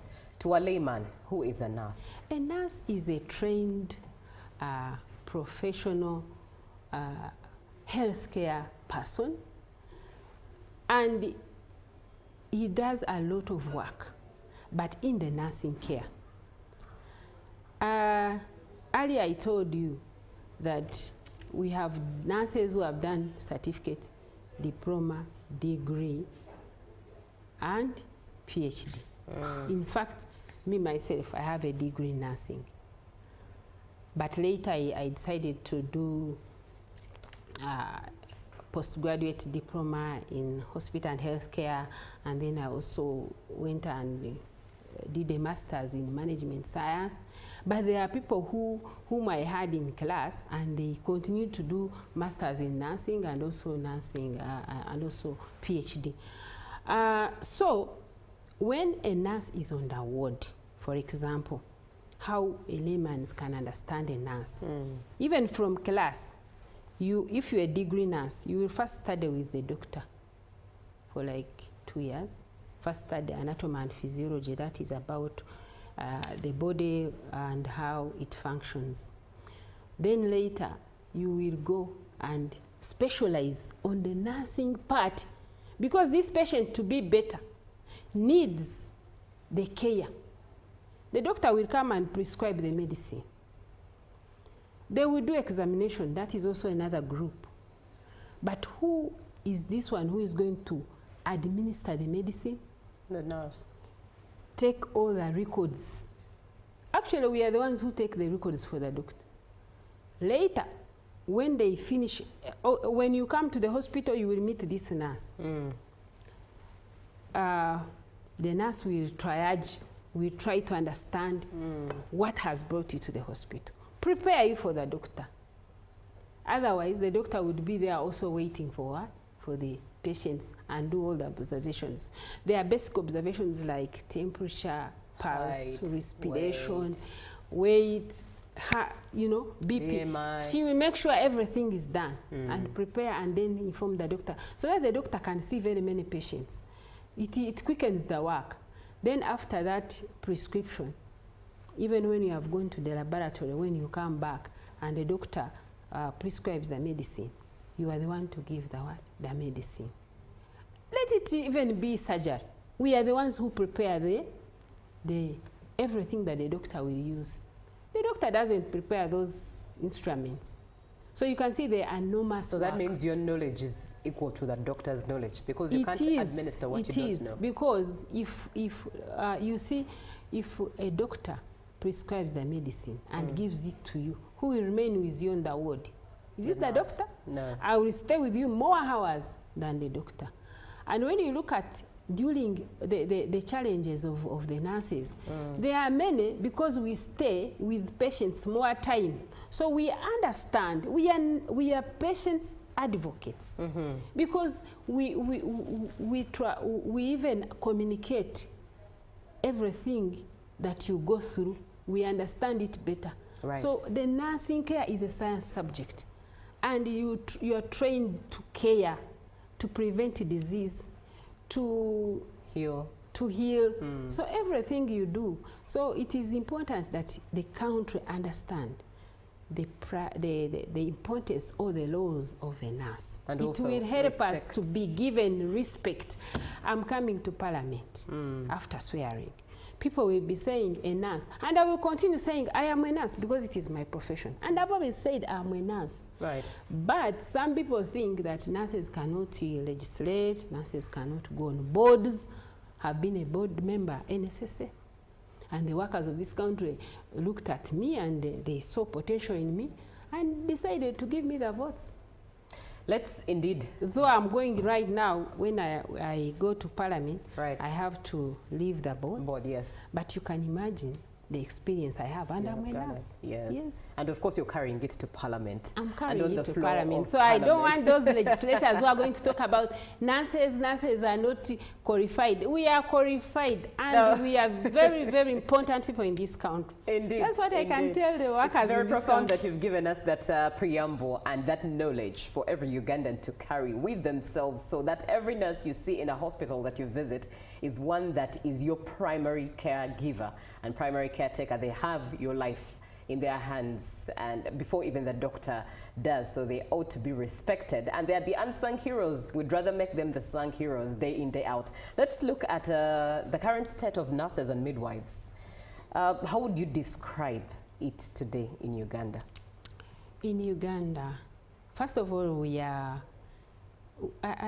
we thank the president of this country because of pushing for increment of salary of scientists, because we managed to benefit on it. Though many people actually, when they look at that budget which goes to scientists, they say, I don't know how people made this mistake. This is a lot of money. It is not a lot of money. Even when you go abroad in Europe, where you will find that the nurses are paid better. Some of the people who live here are doctors. They reach there and do nursing because they know that when you're a nurse, you receive more money than the doctor. And the reason I've already given it to you, that nurses do a lot of work. And because they do a lot of work, the status today, they find themselves being, they find themselves facing a lot of challenges. And those challenges, we need to look at them positively. And all of us, the community, the legislators, people who are there, everyone should really work hard to see that this nurse is well. Because if the mind of a nurse is not well, don't expect good healthcare delivery. You be there, but you know that you will one day land in the hands of that nurse, whom you have been thinking that is not educated, is not what, whom you have been demoralizing to get low esteem. I would like to see people respecting us.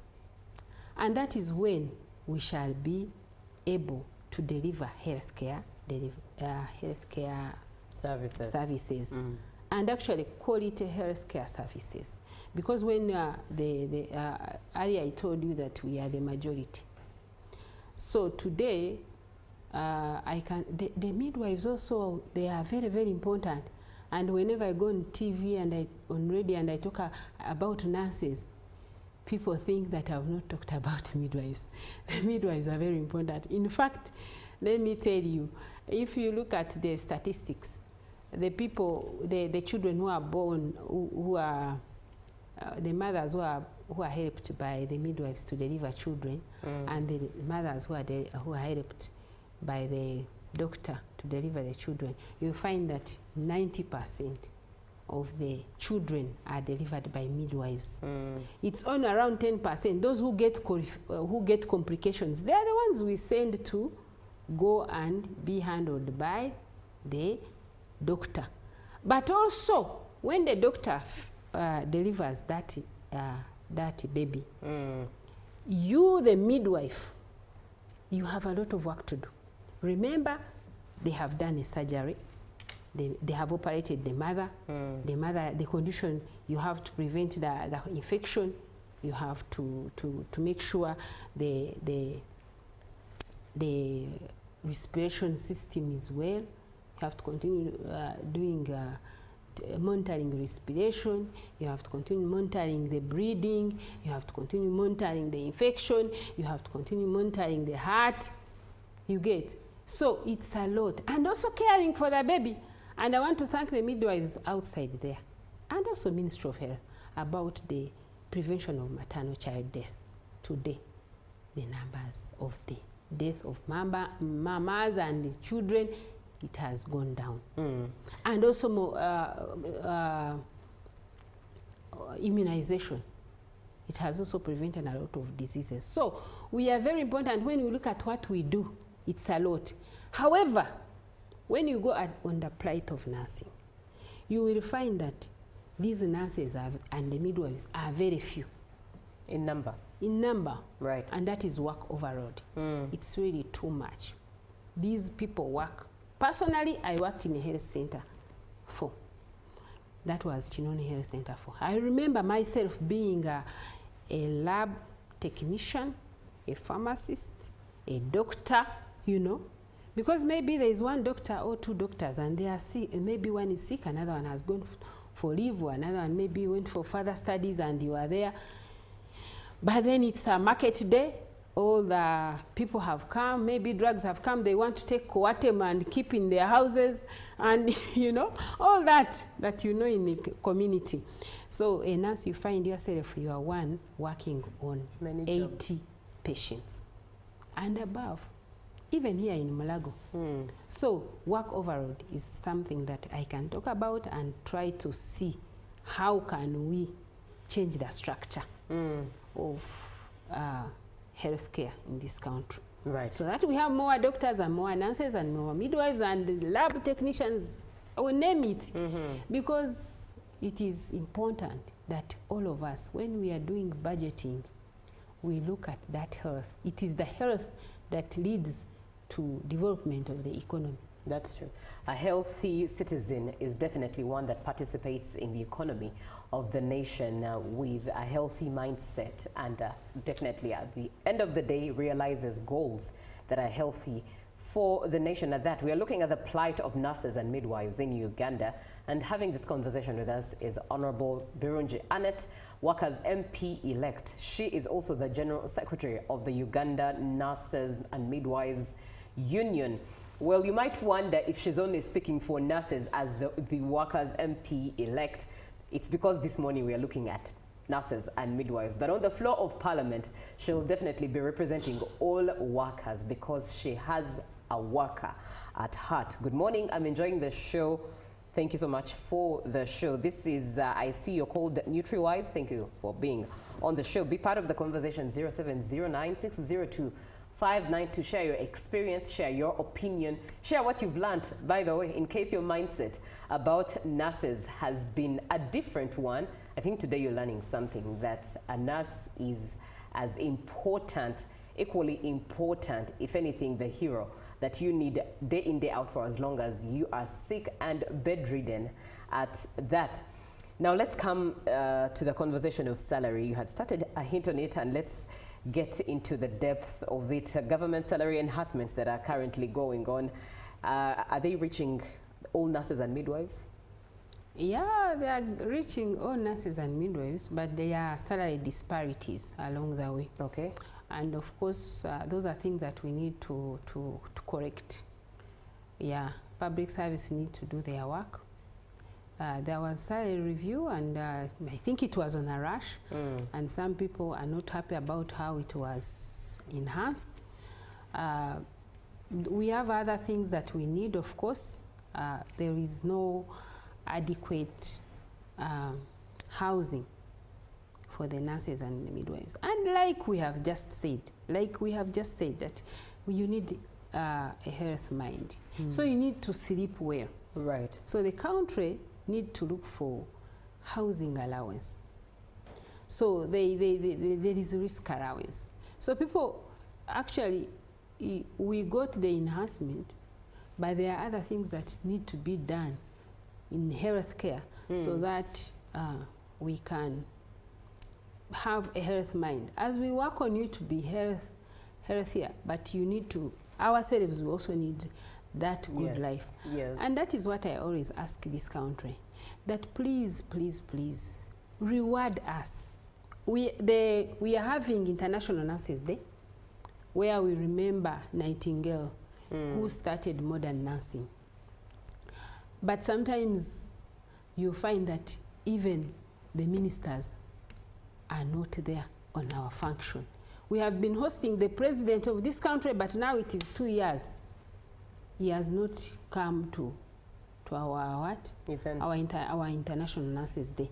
And we even want the country to recognize it, to be a public holiday, because we need people to come and celebrate with us. Celebrate with that nurse that helped you during COVID-19, that has delivered your child, that even then the nurse is the one that remain on the front line while everyone is actually at home sleeping. So I think there is a need for us to continue sensitizing people. One, to give us respect. Two, to reward us. And also to make sure that we have a good budget to continue developing them in the area of education, to have more skills. Speaking we of don't have so far. We don't have specialized nurses in this country. You will meet doctors who are the skin doctors, the ophthalmologists, doctors, urologists, name it. But that pediatric doctor will be working with a nurse that is not a pediatric nurse. Yeah. So there are very few specialized courses. So the enhancement was done, but we need to do holistic care to the nurses and midwives of this country. The way we do holistic care to you. Because I know that's true. If you are not able to, if I give you medication and I don't even look at other things, you will not be okay. Just to take you back a bit, you talked about opportunities for career development. Are they there currently? Are there opportunities for career development and specialization? Currently, I think there is a lot to do in Ministry of Health. I know that there are scholarships under Ministry of Health. And you find that doctors will be given an opportunity more than the nurses and the doctors. The president of this country, I want to thank him once again, that he had sometime realized that and gave 19 scholarships to Uganda Nurses and Midwives Union. But you can't believe, 2 years ago, all the nurses and midwives who went to school, their school fees was not paid, and at the end of the day, they have not received their what? Whoa. Their results. That's so they are there frustrated. That was given. Yes, and the president gave it to us. But along the way, on the process to get that and it was a very good motivation, an initiative. I like the way how the president of this country approaches things when you approach him with problems. We approached him, it was International Nurses Day in 2018. We asked him certain things, and he gave them to us. All of them, we asked him around 5 things. One was salary increment, another one was, no, the SACCO money was not given to us. He signed the damage check. But that is not his fault. We have written letters and written letters, but those people who are responsible to give us that money, they have not given us money.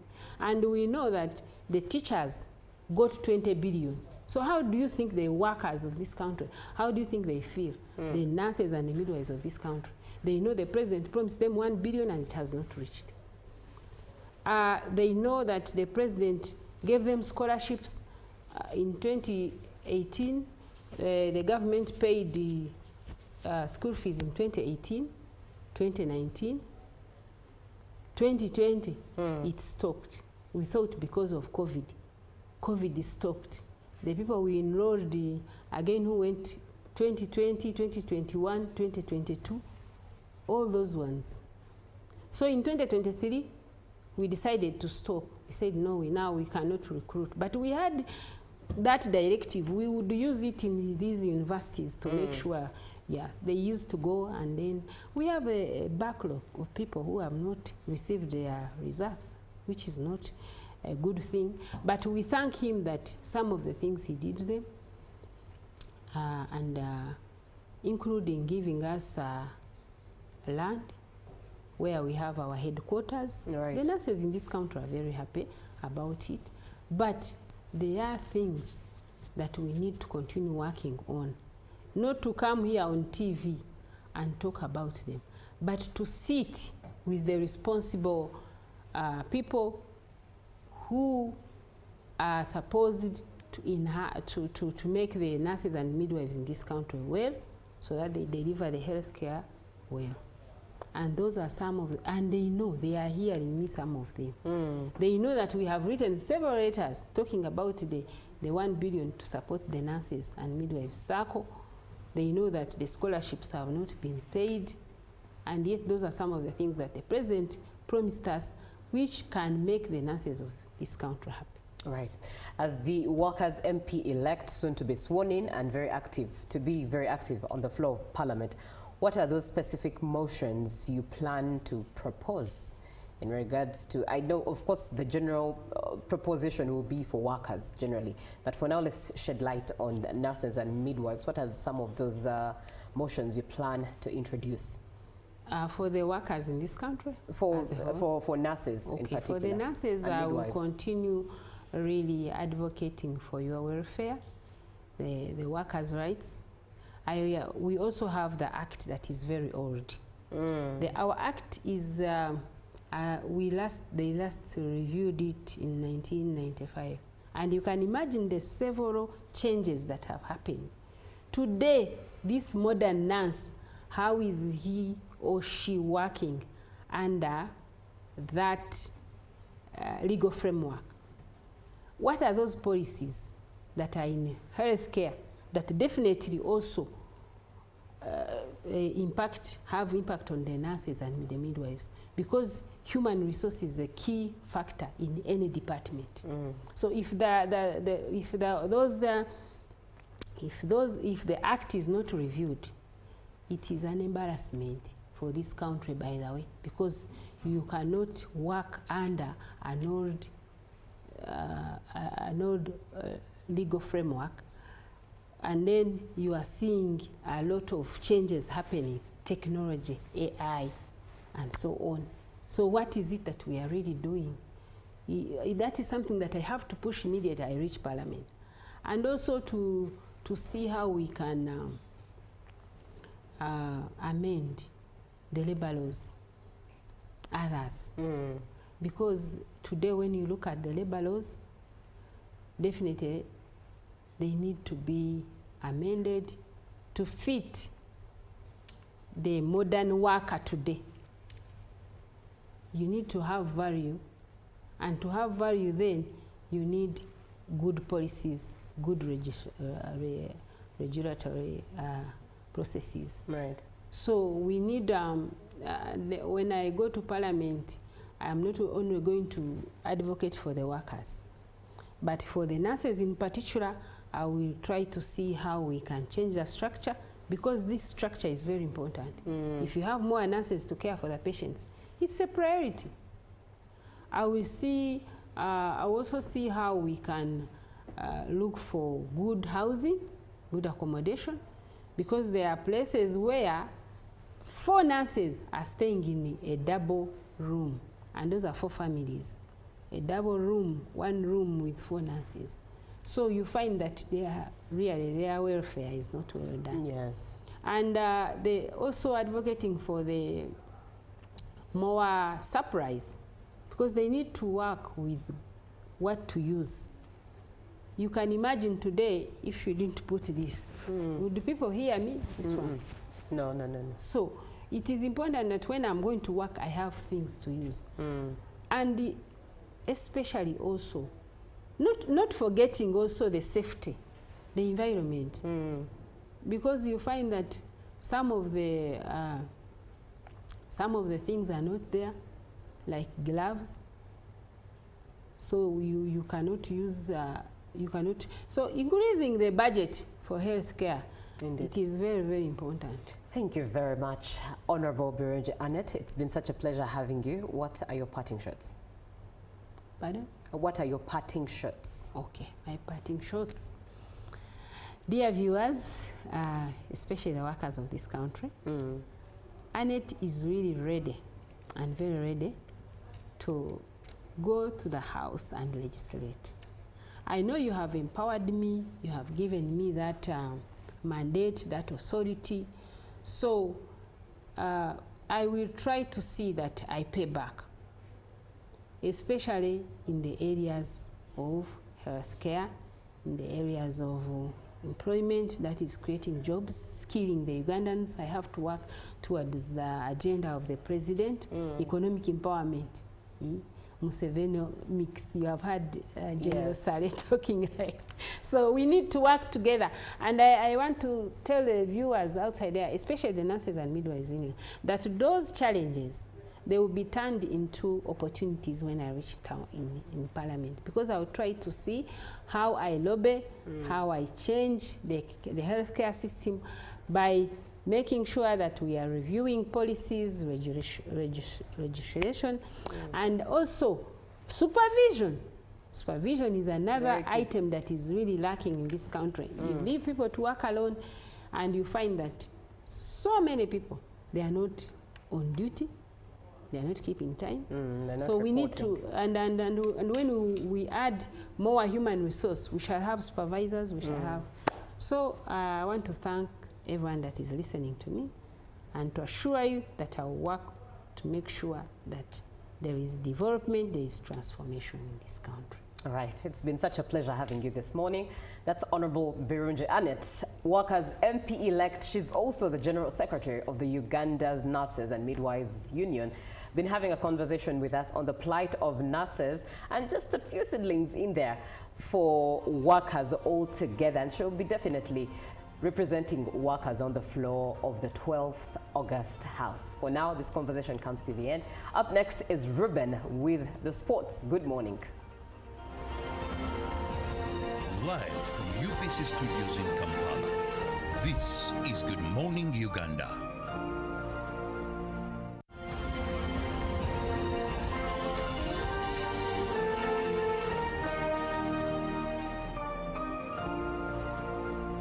Exercise can't be sustained. Eating can't be stopped. It's even harder to lose weight. Come and give it a try.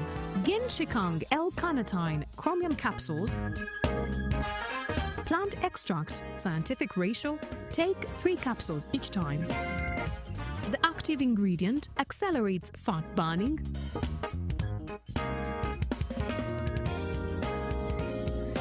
Eat twice a day. Don't take a detour. Weight loss starts now.